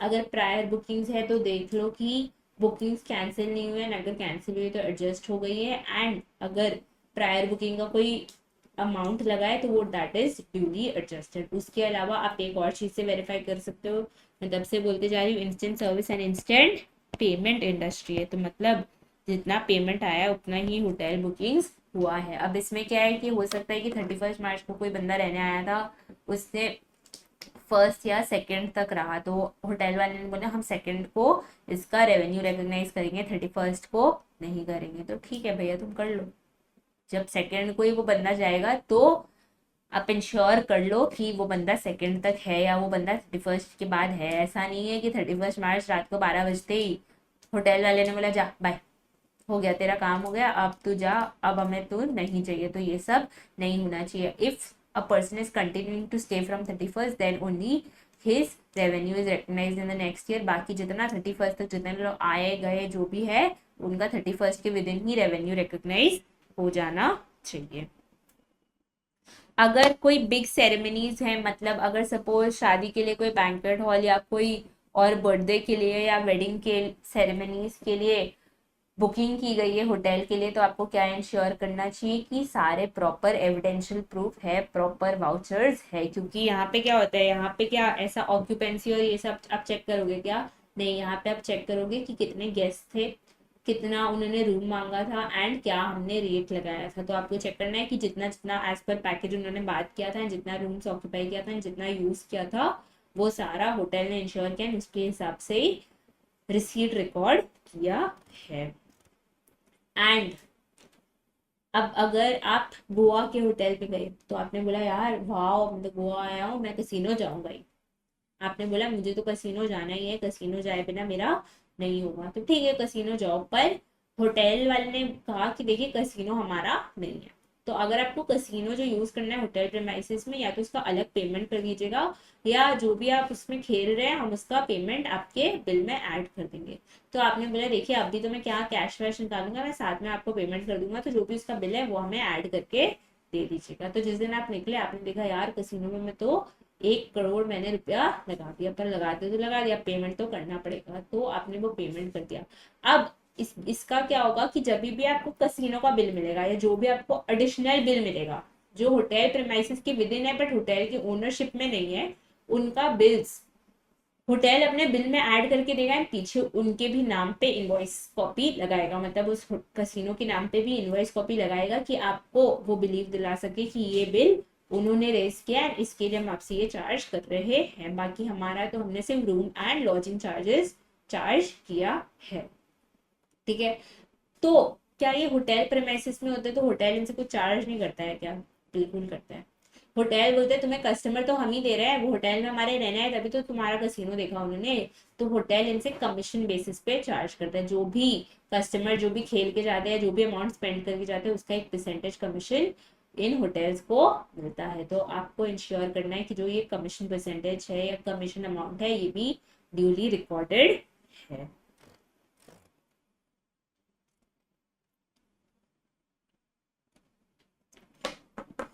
collection from boarders based on check-in and check-out and information recorded। फिर हमने क्या बोला था, रूम रेंट रिसीट्स को कैसे वेरीफाई करोगे? Through daily occupancy reports. फिर अगर बड़ा कोई सेरेमनी हुआ है, मतलब वेडिंग, बर्थडे, एनिवर्सरी, कुछ भी हुआ है, उसका आप कैसे वेरिफिकेशन करोगे? Through proper count foil of receipts, cash book and vouchers, मतलब जो भी पैकेज दिया था उनको उतना ही रिसीट रिकॉर्ड किया, ना उससे बेसी ना उससे कम। Income from bar, casino, health care should be verified with count foil of bills and cash book. Vouch rent from situations, sorry, rent from shop situated in the premises, मतलब या तो रेंट होगा या कमीशन होगा, जो भी income है hotel का फ्रॉम दीज अदर, क्या बोलो, other facilities available at the hotel which is not owned by the government, not owned by the hotel itself, तो आपको चेक करना चाहिए उनका रेंट ड्यूली आ रहा है होटल के पास टाइम टू टाइम, या जो भी कमीशन है वो आ रहा है। एंड बाकी वो आप कैसे चेक करोगे? Through the bills attached. अगर बंदा आया आपके होटल में तो आप उसे खिलाओगे पिलाओगे, बुफे में भेजोगे, तो उसके लिए भी आपको खर्चा करना पड़ेगा। तो ऑलवेज इंश्योर की purchase of food materials, drinks and other materials are supported by vouchers. मतलब आपने बोला कि कल हम मेगा बुफे लगा रहे हैं अपने होटल में, मतलब और हर रोज़ हम सिर्फ इंडियन और चाइनीज़ का बुफे लगाते हैं, कल हम ये इंडियन, इटालियन, मल्टी क्यूजीन सारा लगाएंगे। तो आपने बोला ठीक है कोई दिक्कत नहीं है, तुम लगाओ, तुम्हें जो लगाना है लगाओ। तो उसके लिए आपको क्या चेक करना चाहिए? All of it should be supported by vouchers. ऐसा नहीं होना चाहिए कि हर रोज इनका 10,000 का खर्चा आता है फूडिंग में एंड अचानक से मल्टी क्यूजीन में 2 लाख का आ गया। That is a vast difference. इतना तो कोई मल्टी क्यूजीन में कभी नहीं लगता है, इतना स्टार्क डिफरेंस नहीं होना चाहिए। तो आपने बोला चलो एक काम करो वाउचर दे दो, तो उन्होंने बोला 2 के वाउचर्स हैं, 2 के नहीं है। जिनके वाउचर्स थे उनका अमाउंट सिर्फ 20,000 हो रहा था, तो उन्होंने बोला कि 1,80,000 का वाउचर नहीं है तो मैं नहीं अग्री करूंगा कि इतना तुम्हारा स्पेंड हुआ है। इसके अलावा be careful while verifying the adjustment of unrealised room rent, cancellation charges of booking accommodation at the time of closing of accounts. मतलब कि हो सकता है कि कोई लास्ट मिनट अपनी बुकिंग कैंसिल कर दे, तो उसको आप क्या बोलोगे कि आपको कैंसिलेशन चार्जेस भरना पड़ेगा, क्योंकि आपकी वजह से मैंने 4 कस्टमर्स को वो रूम अलॉट नहीं किया, तो आपको उतना तो मेरा लॉस भरना पड़ेगा। तो जो भी ये कैंसिलेशन चार्जेस है that should B properly accounted. ऐसा नहीं होना चाहिए कि सिर्फ रूम कैंसिल कर दिया एंड कैंसिलेशन चार्जेस बुक्स में नहीं रिकॉर्ड कर दिए, या सिर्फ रूम कैंसिल कर दिया एंड जो भी उसकी अकाउंटिंग है वो नहीं किया। अगर सेल्स रिकॉर्ड कर दिया था तो उसका सेल्स रिवर्स नहीं किया, ऐसा नहीं होना चाहिए। all of these cancellation should be properly accounted for in the books of accounts। and अगर unrealized room rent है, जो मुझे लगता है कि आपको मैंने समझा दिया है, जो मैंने आपको बोला था 31 मार्च को हो सकता है कि कोई बंदा 2 अप्रैल तक रहे, कोई बंदा 2 अप्रैल तक रहे। तो ऑल्टर ने बोला काम करो कि तुम इसका बिल तो 2 अप्रैल को रेज करोगे, समझ में आता है, बट 31 मार्च का भी तो तुम खर्चा जोड़ रहे हो अपने बुक्स में, तो तुम इसका इनकम भी जोड़ो 31 मार्च का। तो इसको कहते हैं अनरियलाइज्ड रूम रेंट। अब आप बोलो कि इसकी अकाउंटिंग होती कैसी है, तो generally there are two types of accountings followed इन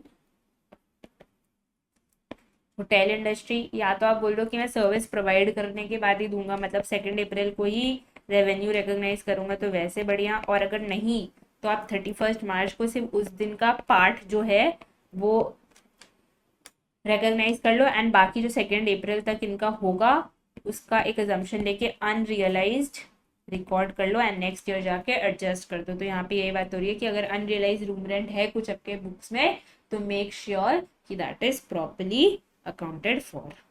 उसके अलावा कॉमन पॉइंट्स जो है, पेमेंट ऑन अकाउंट ऑफ, भाई यहाँ पे तो बहुत इलेक्ट्रिसिटी लगता है। रेंट लगे ना लगे कि चलो होटल मेरा ओनरशिप में है या होटल का बिल्डिंग ऐसा मैंने कंस्ट्रक्ट खुद किया है, सब कुछ कंस्ट्रक्ट किया है, बट इलेक्ट्रिसिटी तो बहुत लगता है, क्योंकि आप सामने वाले को ये तो नहीं पूछ सकते भैया एसी में चलाना, टीवी में चलाना, ये में चलाना, वो में चलाना।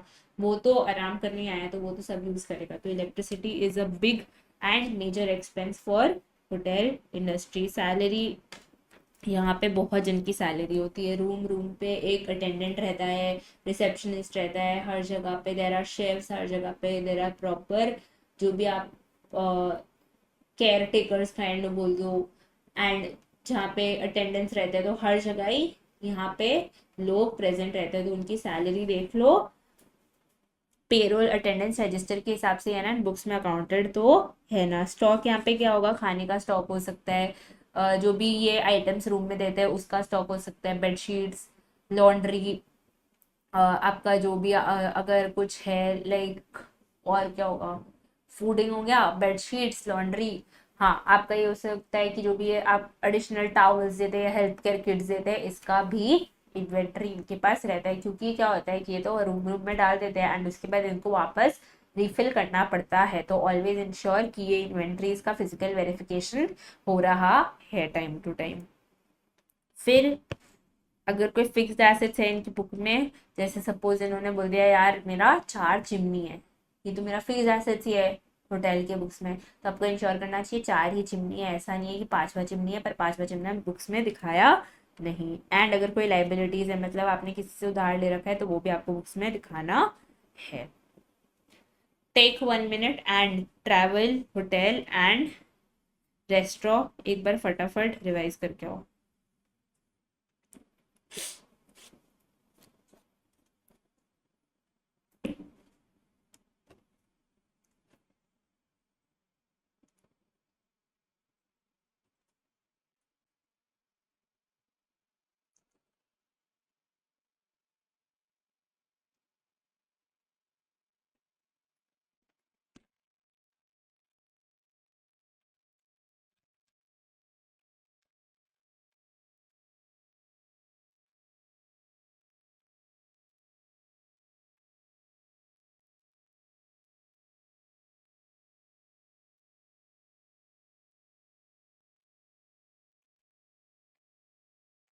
डन हो गया, देख लिया, चलो आओ। सिनेमा हॉल में, तो सिनेमा हॉल का पहले प्रोसीजर क्या होता है, मतलब how when you go for a movie what is the normal general procedure that is followed, या जो आपको फॉलो करना पड़ता है to ensure that you can go and watch the movie। सबसे पहले तो टिकट्स बुक करनी पड़ती है। अब आजकल ऑनलाइन का जमाना है, everyone makes that advance booking and everything, so that they don't have to go to the desk ask for the tickets and not get their wanted tickets, या जो उनको पसंद है वो टिकट्स ना मिले एंड दूसरे टिकट्स लेने पड़े। So everyone avoids that and books it online. ठीक है, टिकट बुक कर ली, फिर आपको एक टिकट नंबर का मैसेज आता है कि your ticket number is this या your seat number is this. Once you go inside the hall, so there is a scanner or there is a person who checks your phone or scans that message and sees that the ticket is actually bought or not। ठीक है, फिर आप scan करके उसको अंदर चले जाते हो। अंदर जाते हो तो मूवी के अलावा आपका ध्यान कहीं और भी रहता है, किस पे, पॉपकॉर्न और कोल्ड ड्रिंक पे, तो आप वो भी खाते हो। उसका क्या, जो भी चार्जेस है वो मूवी टिकट में इंक्लूडेड रहता है क्या, उसका आपको अलग से पेमेंट करना पड़ता है।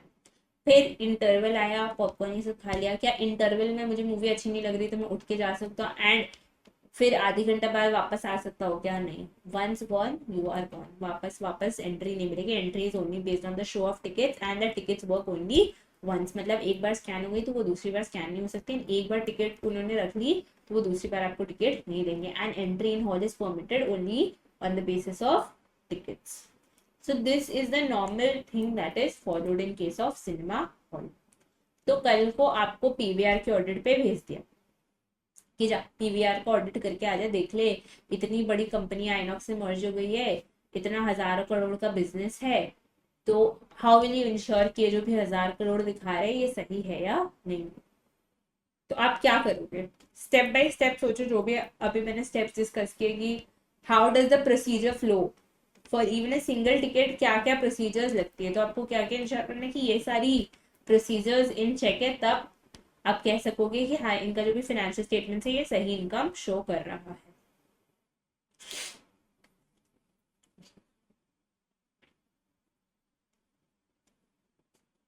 सबसे पहले मुझे क्या इंश्योर करना चाहिए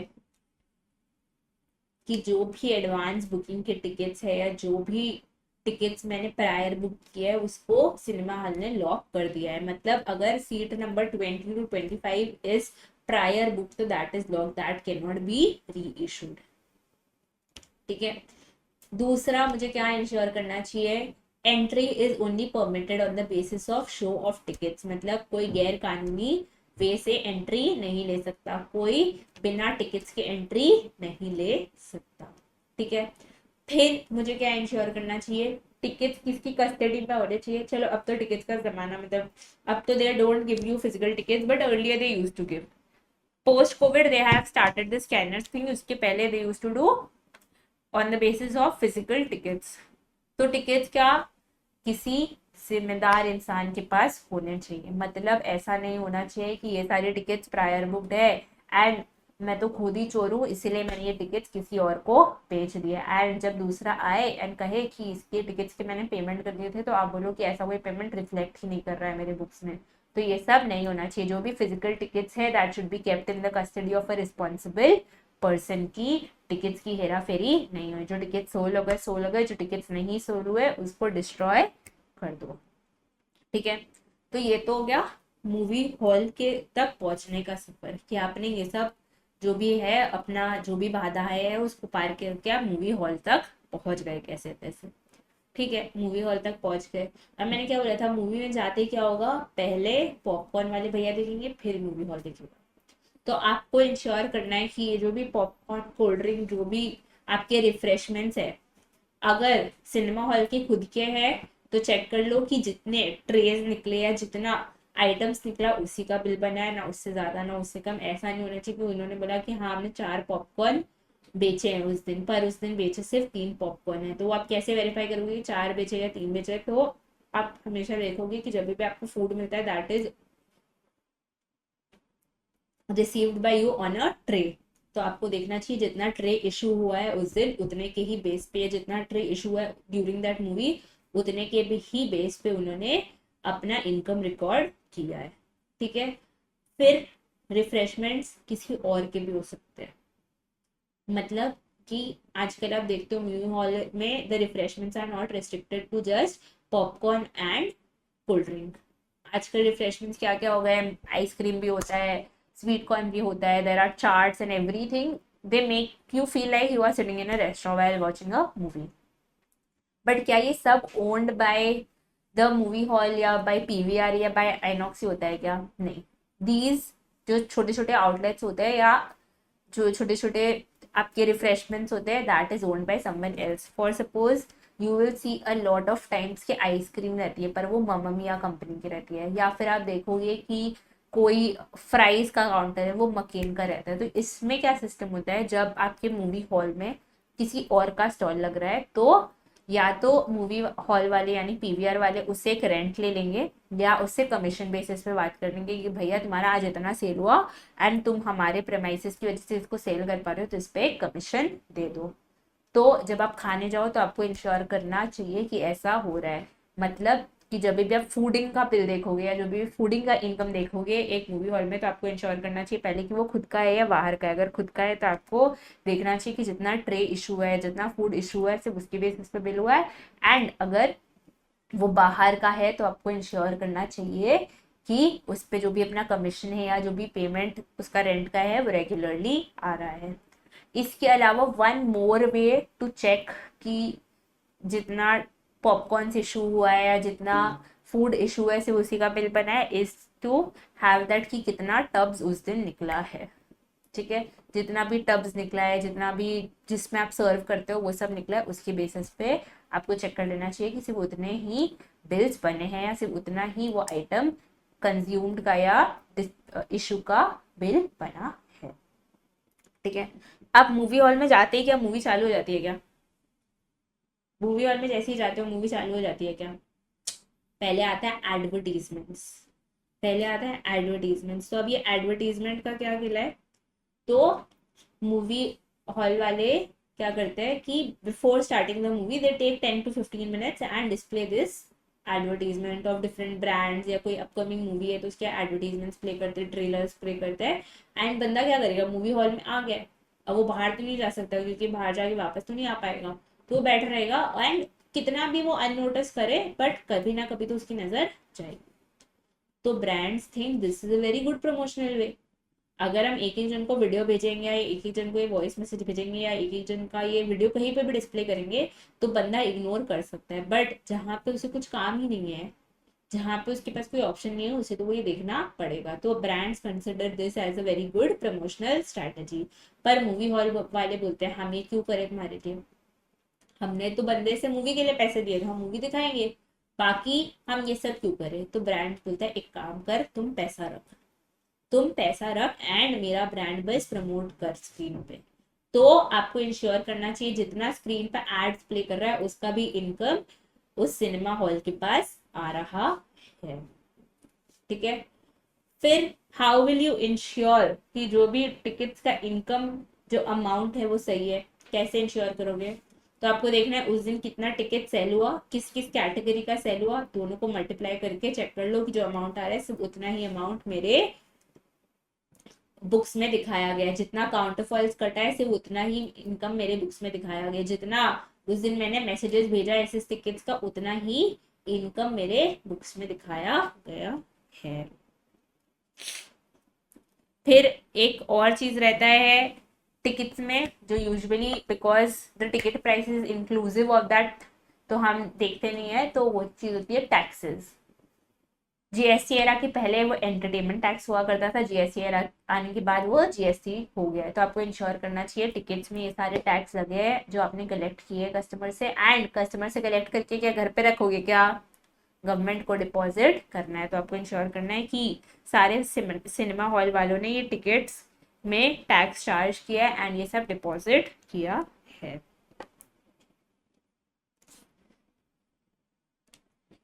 अप्रोप्रिएट कंट्रोल क्यों, क्योंकि हम नहीं चाहते टिकट्स की चोरी।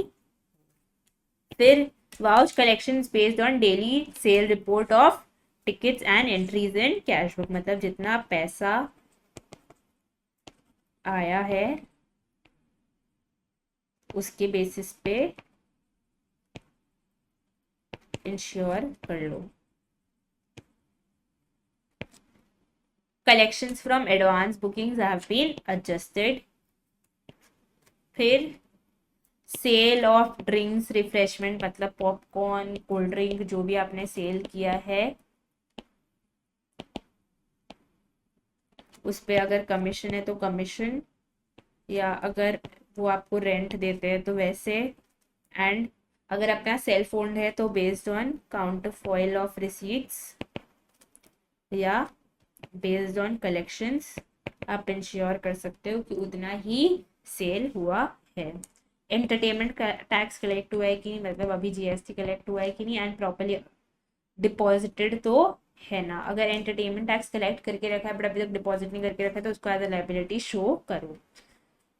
फिर एडवर्टीजमेंट्स के साथ जो पैसे अपने को मिलने चाहिए, मतलब एडवर्टाइजर के साथ जो एडवर्टाइजर बोल रही जितना ब्रांड के साथ जितना अग्रीमेंट्स किए हैं या एडवर्टीजमेंट एजेंसीज के साथ कुछ भी अग्रीमेंट किया है तो इंश्योर कि उस अग्रीमेंट के हिसाब से पैसे आ रहे हैं. Payment to suppliers of refreshment should be voucher based on order place invoices and entries in the books. मतलब कि अगर जो पॉपकॉर्न है तो ऐसा तो नहीं है हम सारे पॉपकॉर्न खुद बना लें, हम किसी को हायर करेंगे या किसी से वो पॉपकॉर्न लेंगे तभी वो पॉपकॉर्न सेल करेंगे. अगर आपका इन हाउस बन रहा है तो बात अलग है, या फिर इन हाउस भी बन रहा है तो आपको रॉ मटेरियल चाहिए, आप पॉपकॉर्न सीधा उगाओगे तो नहीं. तो जो भी खर्चे है that should be based on proper vouchers. Vouch collections on account of rental income due to hiring of hall for special events. मतलब बहुत बार होता है कि स्कूल्स मूवी दिखवाने लेके जाती है या कोई स्क्रीनिंग होती है या कोई स्पेशल इवेंट होता है तो पूरा मूवी हॉल बुक हो जाता है. तो अगर ऐसे स्पेशल इवेंट्स के लिए मूवी हॉल बुक हुआ है या फिर मूवी हॉल हायर हुआ है, मतलब कहीं कहीं पे ये भी बिजनेस होता है कि मूवी हॉल है so they play the movie which you want to see. Movie अभी स्क्रीनिंग पे नहीं है, मतलब मूवी अभी चल नहीं रही है but you want to watch this movie so they ask you to pay an additional amount and say कि आप पूरा हॉल बुक कर लो एंड वो एडिशनल अमाउंट पे कर दो एंड हम आपकी मूवी स्क्रीन कर देंगे. तो अगर ऐसा कुछ हुआ है तो इंश्योर कि जो भी उनके साथ अग्रीमेंट या कॉन्ट्रैक्ट हुआ था उसके हिसाब से पेमेंट आ गया है एंड रिकॉर्ड हो गया है. Payment relating to hiring of films based on relevant contract with distributor and receipts. मतलब कि आप भी अगर अपने मूवी हॉल में वो मूवी चलाओगे तो आपको भी तो पेमेंट करना पड़ेगा ना यार. ऐसा तो नहीं है अगला आपको अपना मूवी बोलेगा कि हाँ ठीक है जा ये मूवी अपने मूवी हॉल में चला एंड जो भी इनकम आए वो भी रख, कोई दिक्कत नहीं है. ऐसा तो नहीं होगा ना. आपको एक मूवी का परसेंटेज डायरेक्टर को या प्रोड्यूसर को जिसको भी देना आपको देना पड़ेगा because you are earning while running their movies. तो आपको इंश्योर करना चाहिए ये सब भी एज पर कॉन्ट्रैक्ट है, क्योंकि ऐसा नहीं है मूवी कोई छोटी मोटी बात नहीं है. 100 crore 200 crore 300 crore box office collections होता है मूवी का तो उसका एक परसेंटेज प्रोड्यूसर या डायरेक्टर जो भी है उस कंपनी उस मूवी में उसको जाता है. तो आपको इंश्योर करना चाहिए ये पेमेंट गया तो है ना. एंड लास्ट है अम्यूजमेंट पार्क. मतलब निको पार्क या इमेजिका या वंडरला जो भी वगैरह वगैरह वगैरह ये सब अम्यूजमेंट पार्क. सब आप मैम अम्यूजमेंट पार्क का भी कोई ऑडिट कर रहे थे. अरे भैया ये बहुत पैसा कमाते हैं, तुम्हें लगता है ये पैसा नहीं कमाते. मतलब I will share my experience. So I went to Imagica last year and here I am Kolkata based तो मैंने तो सिर्फ निको पार्क देखा है. तो निको पार्क में usually the tickets range from 600 to 1000. वहाँ पे the starting ticket range is 3500. The starting only and that is just for the dry park. ऐसा भी नहीं है कि आप उसमें ड्राई वाटर सब कर लो.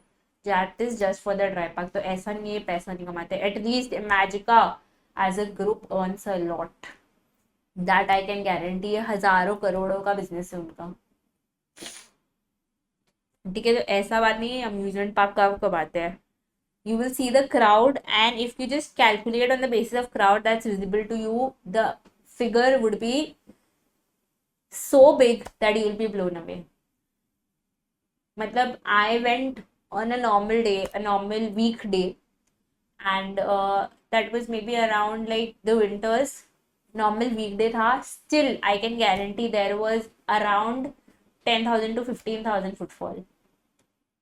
एंड 15,000 लोगों से अगर आप एक दिन का 4,000 ले रहे हो तो imagine the amount you are earning in a month. And Imagica I am saying is a group. ऐसा नहीं कि इमेजिका एक जगह बेस्ड है. I went for the Pune one but it is there in the Mumbai also या कहीं और भी होगा, कहीं और सिटीज में भी होगा. तो ऐसा नहीं है कि इमेजिका सिर्फ एक जगह बेस्ड है. तो if you calculate the accumulative income of all this, अरे भैया वो कोई भी धंधा से पैसे चला रहे हैं. कोई भी धंधा से ज्यादा पैसा कमा लेंगे वो इसमें. एंड इतना मगजबारी नहीं है. सिर्फ only thing that concerns is safety. बाकी अगला आए अपना एंजॉय करे. अपने को कुछ नहीं करना है. अपने को मशीन रन करना है. वो मशीन चलेगी, वो हंसेगा रोएगा जो उसको करना है एंड हो जाएगा. ठीक है। तो ऐसा बात नहीं है amusement park earns less, even Nicco park which is based out in Kolkata also earns a lot. एक अभी समर वेकेशंस विंटर वेकेशंस में बहुत बच्चे जाते हैं, सो उसका भी अर्निंग स्केल इज गुड।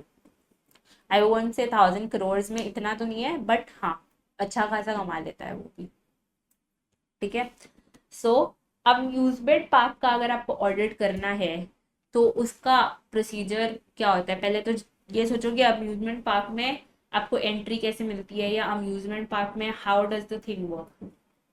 तो आप जाते हो डेस्क पे, आप उनसे अमाउंट पूछते हो, जो भी आपको एक्टिविटीज करने हैं या जो भी आपको राइड्स करने हैं उसके बेसिस पे अमाउंट पता करके आप उन्हें पैसे दे देते हो एंड उनसे टिकट ले लेते हो।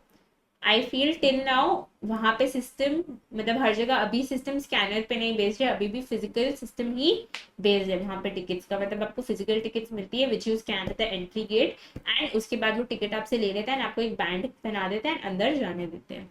After going inside you can do as much activities as possible, but यहाँ पे भी वही है कि एक बार आप बाहर निकल गए तो आप टोटल बाहर निकलोगे, आपको वापस आने नहीं मिलेगा। once you are out you are out, your entry is permitted only on the basis of ticket, and ticket के साथ भी जो वो बैंड अटैच करके देते हैं उसमें एक टिक मार के देते हैं। तो मतलब अगर कोई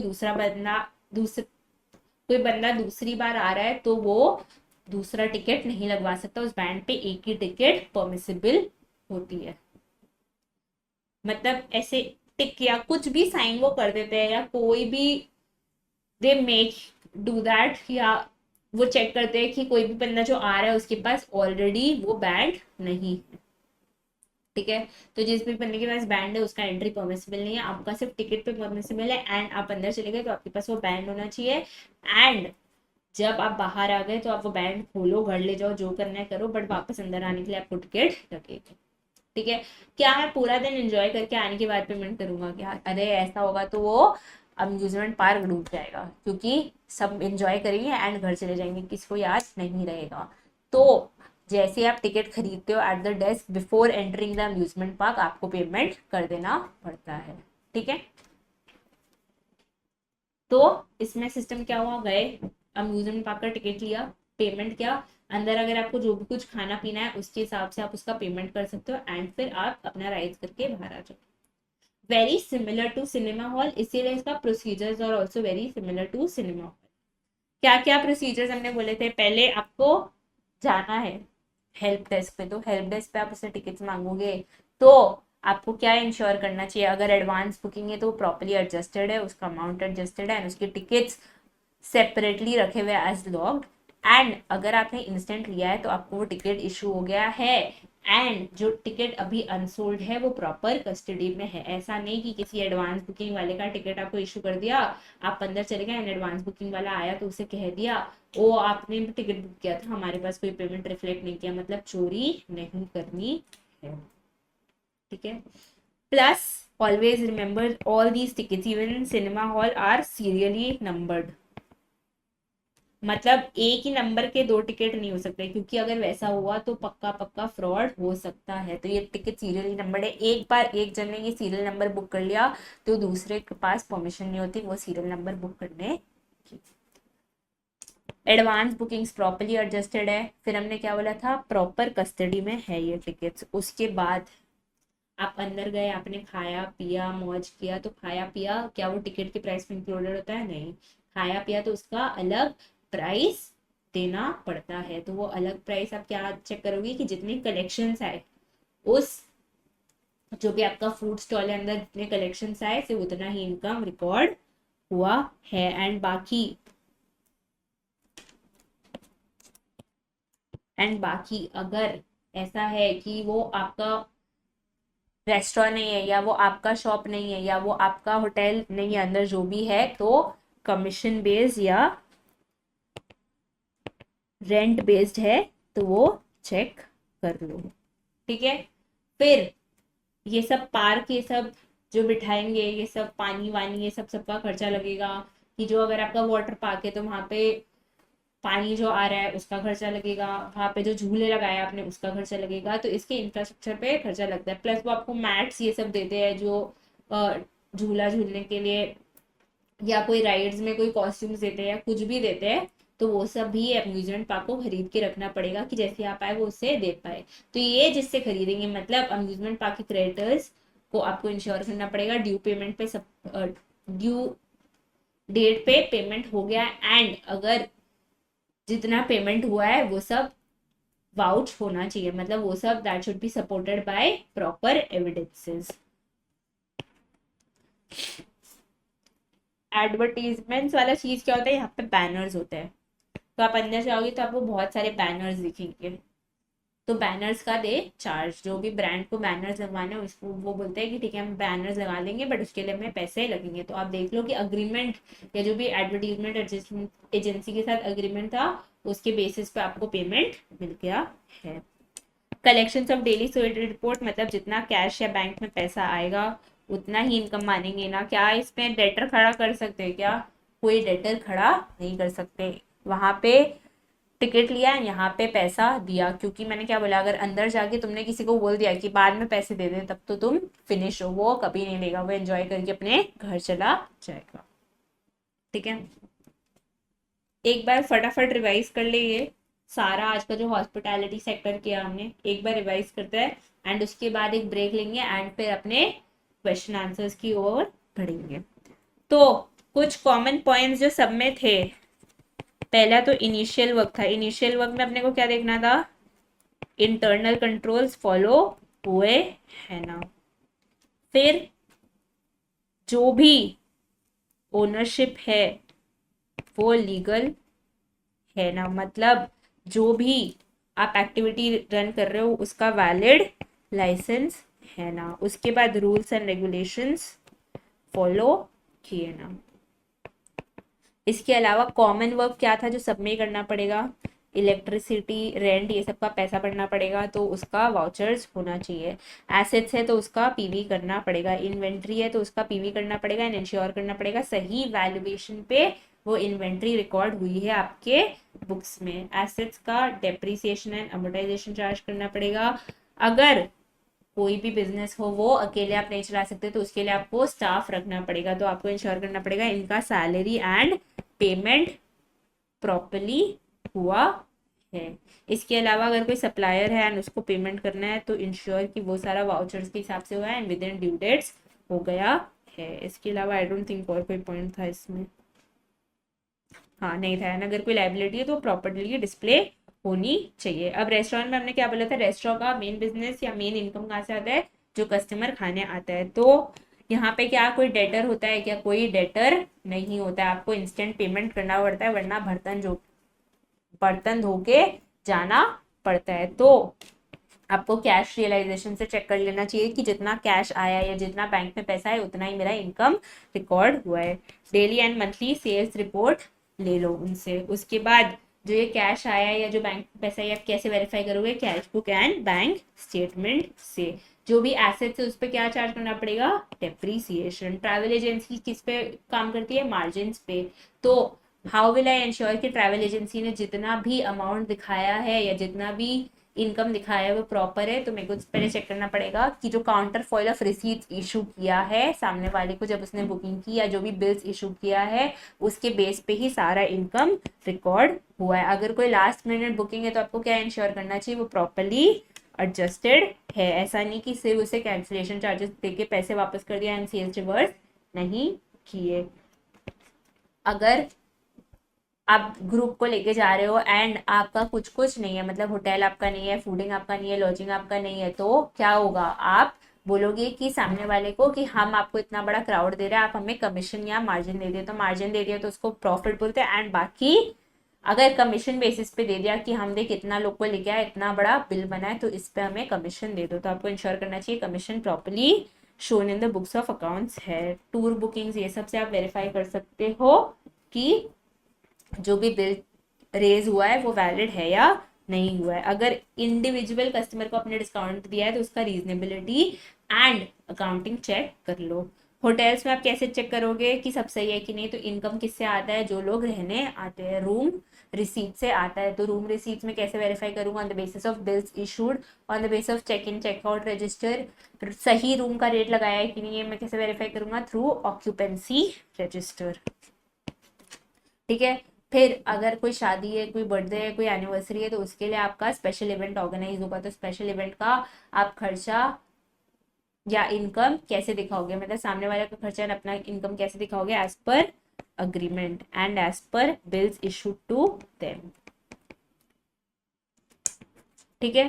फिर अगर कोई ऐसा एंसिलरी बार है या कसिनो है या कोई और रेस्टोरेंट है आपके होटल में जो आपके ओनरशिप के अंडर नहीं है, तो उसका बिल सेपरेटली अटैच कर दो। एंड अगर आपको उसके बेसिस पे कोई कमीशन मिलता है या आप उससे रेंट चार्ज करते हो तो वो भी दिखा दो। बाकी खाना पीना और जो भी आप कस्टमर्स को प्रोवाइड करोगे उसका इंश्योर करो कि ड्यू वाउचर्स होना चाहिए। सिनेमा हॉल में सबसे पहले हमें क्या देखना पड़ेगा, टिकट पे सही इंसान का कंट्रोल है या नहीं है। डेली एंड मंथली सेल्स हमें चेक करना पड़ेगा on the basis of collection receive. अगर एडवांस में किसी ने बुकिंग कर रखी है तो उसका अमाउंट हो जाना चाहिए adjust. Popcorn and cold drink sale हुए हैं तो आपको देखना चाहिए जितना पैसा आया उतना ही हम सेल दिखा रहे हैं। एंड अगर किसी और का है या किसी और ब्रांड का हमने रख रखा है अपने मूवी हॉल में तो हमें देखना पड़ेगा वो हमें ड्यू कमीशन दे रहा है या रेंट दे रहा है ना। टिकट में एक टैक्स लगता है दैट इज जीएसटी ना, एंड प्री जीएसटी क्या था, एंटरटेनमेंट टैक्स। तो आपको देखना चाहिए टैक्स कलेक्ट हो गया है एंड ये टैक्स कलेक्ट होकर डिपॉजिट भी हो गया है। एंड अगर नहीं हुआ है तो उसको आप लाइबिलिटी की तरह अपने बुक्स में दिखा रहे हो। आपने किसी स्पेशल पर्पस के लिए अपना मूवी हॉल रेंट कर दिया एंड उसमें कोई और मूवी स्क्रीन कर दी जो भी वो चाहते हैं, उसके लिए आपको ज़्यादा पैसे लगेंगे। तो मेक श्योर कि जो भी पैसे प्रॉमिस्ड हैं या अग्रीमेंट में दिए गए या कॉन्ट्रैक्ट में दिए गए हैं विद द सामने वाला पर्सन उतने पैसे रिसीव हो गए हैं। एंड मूवी हॉल में सिर्फ मूवी नहीं एडवर्टीजमेंट भी चलती है, तो मेक श्योर कि ये एडवर्टीजमेंट एजेंसी से पैसे आ गए हैं as per their contract. Amusement park is same as cinema hall के ऑडिट प्रोसीजर्स, क्या क्या अप्रोप्रिएट कंट्रोल है या नहीं है। Daily and monthly sales report revenue ले लो। एडवांस बुकिंग है तो चेक कर लो कि that is properly adjustments. And अगर रिफ्रेशमेंट्स का सेल हुआ है तो खुद का है तो चेक कर लो कि जितने कलेक्शन हुए उतना ही रेंट कम है। एंड अगर बाहर वालों का है तो मेक श्योर ये कमीशन या रेंट रिसीव जिसकी बेसिस पे आपको इनकम मिलता है उनसे वो प्रॉपर्ली रिसीव है एंड सपोर्टेड है। ठीक है बुझे। So we'll be taking a 5 minutes break. ऐसे तो अभी मैंने रिवाइज करवाई दिया है एंड एक बार आप खुद से भी कीवर्ड सारा देख लो एंड उससे रिवाइज कर लो। एंड उसके बाद we'll be starting with question answers.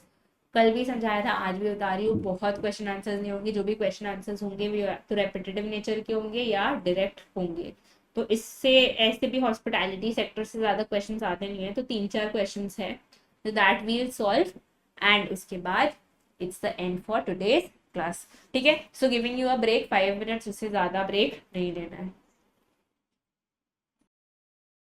Hello everyone, I hope you are back from a wonderful break. And break के पहले हमने कवर किया था audit of hospitality sector and अब हम कवर करेंगे उसके क्वेश्चन एंड आंसर्स। ब्रेक के पहले भी मैंने कहा था क्वेश्चंस डायरेक्ट एंड रिपीटेटिव होंगे एंड आप वही अभी ऑब्जर्व करोगे। Very direct questions audit of hospital, audit of cinema hall directly आपको पूछ लेंगे। ये भी नहीं पूछेंगे कि यार सिनेमा हॉल में टिकट्स का कैसे ऑडिट करना है, वहाँ तक भी क्वेश्चंस नहीं रेंज करते हैं। Directly they are very direct statements. Audit of hospital या सॉरी ऑडिट ऑफ होटल्स या ऑडिट ऑफ सिनेमा हॉल कैसे होगा। ठीक है। So let's start. सबसे पहला क्वेश्चन है write a short note on audit of hotel. तो होटल में अपने को क्या क्या देखना था, सबसे पहले होटल में अपने को देखना था जो इनकम रिकॉर्डेड है वो सही है या नहीं है। तो अपने को कैसे वेरीफाई करेंगे, through collections, through check in checkout register and through counterfoil of receipts या बिल्स। ये जो अमाउंट है बिल में वो सही है या नहीं है ये आप कैसे वेरीफाई करोगे, थ्रू ऑक्यूपेंसी रजिस्टर। फिर अगर कुछ बड़ा इवेंट होगा, वेडिंग, एनिवर्सरी, बर्थडे या कोई कॉन्फ्रेंस, तो आपको क्या इंश्योर करना है कि ये सब ड्यूली अकाउंटेड है। जैसा आपने पैकेज का बात किया था वैसा ही अमाउंट रिसीव है। एंड जो भी आपने ये बड़े इनकम रिकॉर्ड करके रखे हैं बुक्स में उसका प्रॉपर वाउचर्स है। इसके अलावा अगर वेडिंग ये सब के अलावा एंड नॉर्मल रूम रिसीट्स के अलावा आपका जो भी कस्टमर है वो बाहर गया है, मतलब होटल प्रेमाइसिस में होटल के बाहर के फैसिलिटीज यूज किए, यानी कैसीनो, बार या कोई भी फैसिलिटीज यूज की है जो होटल की ओनरशिप में नहीं है, तो आपको देखना है उनके भी रेवेन्यू एज पर कलेक्शंस ही रिकॉर्ड हुए हैं। अगर आपको उसका रेंट या उसका परसेंटेज कमीशन मिलता है तो वो रेगुलरली मिल रहा है या नहीं मिल रहा है। अब जो कस्टमर्स आएंगे उस होटल में, आप उसको खिलाओगे पिलाओगे, तो उसके लिए आपको क्या चाहिए कि जो भी रॉ मटेरियल्स है खाने का, या जो भी फूड है, या जो भी अमेनिटीज या जो भी क्लीनिंग मटेरियल्स है वो आपके पास है, तो वो आप किससे खरीदोगे? क्रेडिटर से खरीदोगे। तो आपको इंश्योर करना चाहिए ये सब पेमेंट्स ड्यू डेट पे मेड है एंड इन सबके वाउचर्स है। Collections of borders based on check-in check-out register, verify room receipts and daily occupancy reports, be very careful। अच्छा हाँ, ये पॉइंट मैंने मिस कर दिया। Adjustment of unrealised room rent and cancellation charges, मतलब ये वाला केस हो गया अगर 31 मार्च को 2 दिन और का इनकम रिकॉर्ड कर लिया है तो वैसे, एंड यहाँ पे अगर किसी ने लास्ट मोमेंट कैंसिल कर दिया है तो होटल वाले बोलेंगे यार आपकी वजह से मैंने 4 लोग को रिजेक्ट कर दिया, उनको रूम नहीं दिया, तो लॉस तो भरना पड़ेगा, तो उनका चार्जेस रिकॉर्ड हुआ है कि नहीं वो चेक कर लो। अगर स्पेशल इवेंट्स है तो इंश्योर कि ये सब का काउंटर फॉइल ऑफ रिसीट्स है, कैश बुक बैंक बुक जहाँ एंट्री है वो है, एंड जितना अग्रीड पैकेज है उतना अमाउंट मिला है। इनकम फ्रॉम बार कसिनो ये सब counter foils of bills and cash book के बेसिस पे रिकॉर्ड होनी चाहिए, एंड वो आपको रेंट या कमीशन देंगे। ये तो देख लेना कि प्रॉपर टाइम पे आपको ये रेंट या कमीशन मिल रहा है ना। And purchase of food materials drinks and other materials का ट्रांजैक्शन ड्यूली सपोर्टेड होना चाहिए बाय वाउचर्स, एंड इनको पेमेंट ड्यू टाइम पे हो जाना चाहिए। ठीक है, फिर right a short note on audit of travelling agency. तो ट्रैवल एजेंसी पे अपने को क्या देखना है? जो भी पैकेज बिका है या जो भी आपका कस्टमर्स है उसका इनकम आप कैसे इंश्योर करोगे? पहला थ्रू बिल कॉपीज, फिर अगर वो फेक बिल बनाना चाहेंगे तो भी वो नहीं बना सकते। क्यों? क्योंकि हम चेक कर लेंगे जो एविडेंशियल प्रूफ है, मतलब कि टिकट्स बुक हुई है ना, होटल्स बुक हुए हैं ना, आपने जो भी उनके अरेंजमेंट्स किए हैं उस दिन के लिए वो सब हुए हैं ना, एंड उसके लिए एक्सपेंस तो लगा है ना। इसके अलावा जब आप बाहर जाते हो तो क्या ट्रैवलिंग एजेंसी का सब कुछ होता है? नहीं, उनके नेटवर्क्स होते हैं। वो नेटवर्क से कैसे अर्न करते हैं? थ्रू मार्जिन या थ्रू कमीशन। या तो वो बोल देंगे कम पैसे में दे दे एंड वो आपको ज्यादा पैसे में बेच देंगे, या वो बोलेंगे यार देख मैं इतने लोग को तेरे होटल खिलाने आया या इतने लोग को तेरे होटल में रहने के लिए लेके आया तो तू मुझे कमीशन दे दे। तो जो भी इनवॉइस वैल्यू होगा उस पर कमीशन बेस होगा। तो आपको देखना है कि ये प्रॉपरली रिकॉर्डेड है। अब बहुत लोग होते हैं जो लास्ट मोमेंट कैंसिल कर देते, तो उनसे क्या चार्ज होता है? Cancellation charges. पर ऐसा मत करना होटल वालों या ट्रैवलिंग एजेंसी वालों कि सिर्फ कैंसिल कर दिया एंड एंट्री नहीं पास की। मतलब स्वाति ने लास्ट मोमेंट कैंसिल किया तो उसका कैंसिलेशन चार्जेस काट के तो उसे पेमेंट रीबैक कर दिया, बट उनका सेल्स रिवर्स नहीं किया। तो ये सब नहीं होना चाहिए। It should be properly accounted for in the books of accounts. अगर किसी को एक्स्ट्रा डिस्काउंट दिया है तो वो चेक कर लो, उसका रीजनेबिलिटी एंड अकाउंटेबिलिटी। एंड सारा टिकट्स क्या अकेले बेचोगे? क्या नहीं बेच पाओगे, तो उसके लिए आप क्या रखोगे? Sales person. And sales person को आप फिक्स पेमेंट करोगे क्या? नहीं, इंसेंटिवाइज पेमेंट करोगे, मतलब तू इतना टिकट बेच मैं देखो इतना पैसा दूंगा। Verify collection from customers based on booking details, counterfoil of receipts, etc. Determine arrears if any in the end of the year. Vouch revenue out of commissions from various companies and tour partners. Vouch payment made on tour bookings. Vouch transactions related with cancellation of bookings. Check that discounts offered to individual customers are approved, and payment of incentive should be to the staff should be checked carefully. फिर restaurant में, अरे restaurant तो सबसे simple sector था hospitality का, मतलब इससे simple तो और क्या ही होगा। रेस्टोरेंट में कैसे वेरीफाई करोगे सब कुछ? तो इनका इनकम किस बेसिस पे होगा? On the basis of collection, क्योंकि कोई उधार देके नहीं जाता। उधार जिसको भी देना होता है उसको बर्तन घिसने पड़ते हैं। तो यहाँ पे कोई डेटर सिस्टम नहीं है, यहाँ पे instant service instant payment system है। तो आपको देखना है कि कलेक्शन के बेसिस पे इनकम रिकॉर्ड हुआ है एंड रेवेन्यू सही टाइम पे रिकग्नाइज हो गया है, मतलब जैसे ही सर्विस दिया रेवेन्यू रिकग्नाइज कर लिया, या जैसे ही पेमेंट मिला रेवेन्यू रिकग्नाइज कर लिया, या इसमें कोई आज कल का रेवेन्यू रिकग्निशन का बेसिस नहीं होता है। कलेक्शन कैसे इंश्योर करोगे? थ्रू कैश बुक या बैंक स्टेटमेंट। एसेट्स है तो डेप्रीसिएट कर दो, खाना खिलाओगे तो उसके लिए रॉ मटेरियल भी लाना पड़ेगा, तो मेक श्योर कि जो भी परचेजेस है उनके वाउचर्स है। Verified total revenue recognized based on daily and monthly sales report. Check that revenue has been realized in cash and bank statements. Vouch that all payments made to suppliers are based on documentary evidence. Carefully examine petty cash book. Any irregularity should be examined. And check adequacy of depreciation. Okay. And our last question for today. Mention special steps involved in the audit of cinema hall. मतलब अगर आपको cinema hall के audit पे भेज देंगे तो आपको क्या क्या स्टेप्स लेने चाहिए? तो सबसे पहले तो मुझे इंश्योर करना चाहिए कि टिकट कैसे बुक हो रही है, या तो एडवांस पे या हेल्प डेस्क पे। तो अगर एडवांस बुकिंग पे हो रही है तो उसका अमाउंट ड्यूली एडजस्टेड है। टिकट जो इशू कर रहा है वो इंसान सही है, एंड टिकट जिसके पास है वो सही है, मतलब प्रॉपर कस्टडी या कंट्रोल में टिकट्स है। जो अनसोल्ड है वो साइड रखी गई है या डिस्ट्रॉय कर दी गई है उस पर्टिकुलर शो के लिए, एंड जो टिकट्स प्री बुक्ड है वो लॉक्ड है, वो वापस किसी को री इशू नहीं हुए। क्योंकि सीरियल नंबर्स यूनिक होता है तो आप एक बार में किसी एक इंसान को ही टिकट इशू कर सकते हो, एंड जब किसी ने एडवांस बुकिंग कर रखा है तो मतलब उसने वो टिकट लॉक कर दिया अपने लिए, तो आपको वो वापस इशू नहीं करना चाहिए। अंदर जाओगे तो सिर्फ मूवी देखोगे क्या? नहीं, पॉपकॉर्न भी खाओगे। तो इंश्योर कि जो भी पॉपकॉर्न का सेल्स है, या जो कोल्ड ड्रिंक का सेल्स है, या जो रिफ्रेशमेंट्स का सेल्स है, it is based on collections. इसके अलावा मैंने क्या बोला, ट्रे के बेसिस पे या जो भी टब्स देते हैं वो उसके बेसिस पे भी आप देख सकते हो। अगर ये अपना है तो बढ़िया, अगर ये दूसरे का है, मतलब सपोज मकेन का है या मामा मिया का है, तो आपको इंश्योर करना चाहिए कि ये जिस भी एजेंसी का है या जिस भी ब्रांड का है वो आपको प्रॉपर रेंट दे रहा है या कमीशन दे रहा है। इसके अलावा आपको क्या इंश्योर करना है कि मूवी हॉल में जब मूवी के अलावा भी कुछ प्ले करता है, दैट इज एडवर्टीजमेंट, तो उसका पैसा टाइमली आ रहा है। अगर आपसे किसी ने मूवी हॉल स्पेशल रिक्वेस्ट पे लिया है एंड कहा है कि सारे टिकट्स बुक कर दो एंड ये स्पेशल मूवी प्ले कर दो, तो आपको जब कोई मूवी हॉल आप किसी को हायर पे दे रहे हो तो आपको इंश्योर करना चाहिए जितना अग्रीमेंट या कॉन्ट्रैक्ट में पैसा उतना आपको मिला है।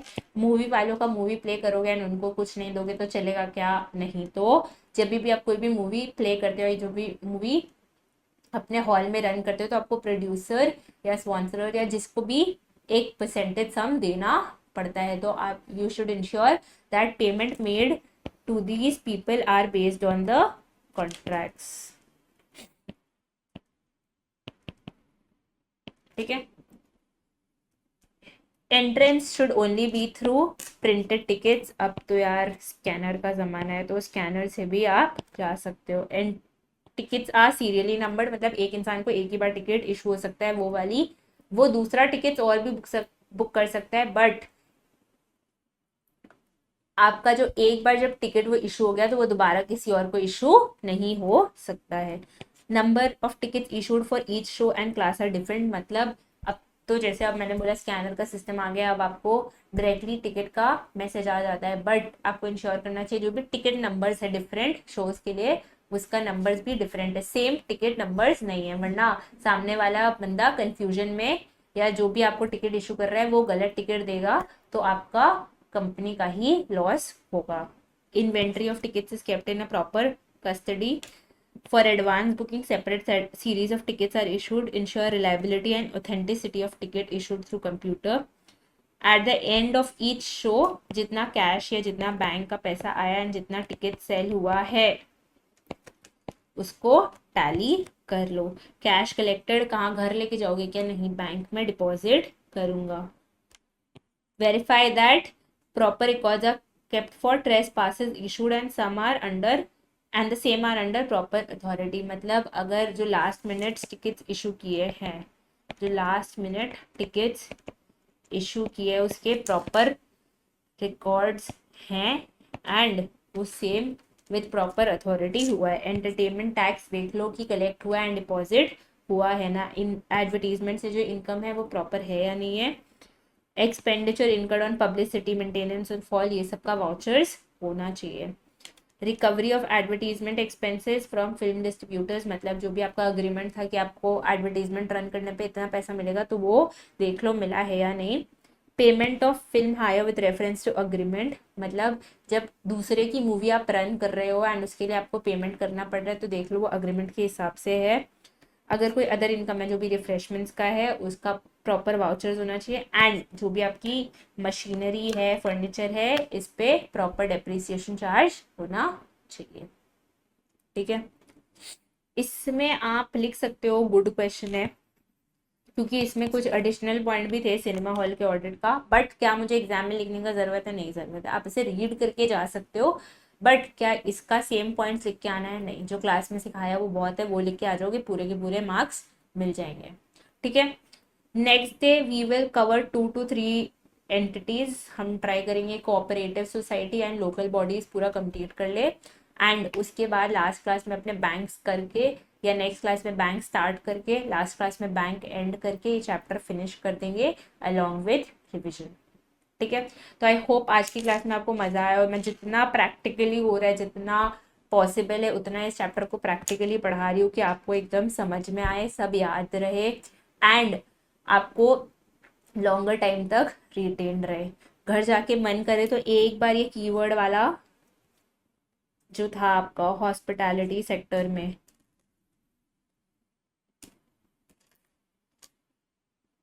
कहाँ गया अब, ये मिलेगा नहीं, ये रहा। हाँ, जो ये कीवर्ड्स वाला जो हमने किया आज हॉस्पिटैलिटी सेक्टर में लास्ट में एकदम रिवाइज, इससे घर जाके एक बार रिविजन हो पाए तो ठीक है, नहीं हो पाए तो नेक्स्ट डे तो मैम कराएगी क्लास के स्टार्टिंग में। पॉसिबल होगा घर जाके आते जाते कभी भी एकदम छोटा सा टेबल है उसे एक बार देख लेना। ठीक है, and I hope your studies are going good, बाकी सब्जेक्ट सब बढ़िया चल रहे हैं। नेक्स्ट क्लास में हम कवर करेंगे local bodies and other government entities, and try करेंगे कि वो दोनों खत्म करके बैंक स्टार्ट कर पाए क्या, ताकि फोर्थ क्लास में अपना ये पूरा चैप्टर फिनिश हो जाए अलॉन्ग विद रिविजन। ठीक है, that's all for today, till than happy learning.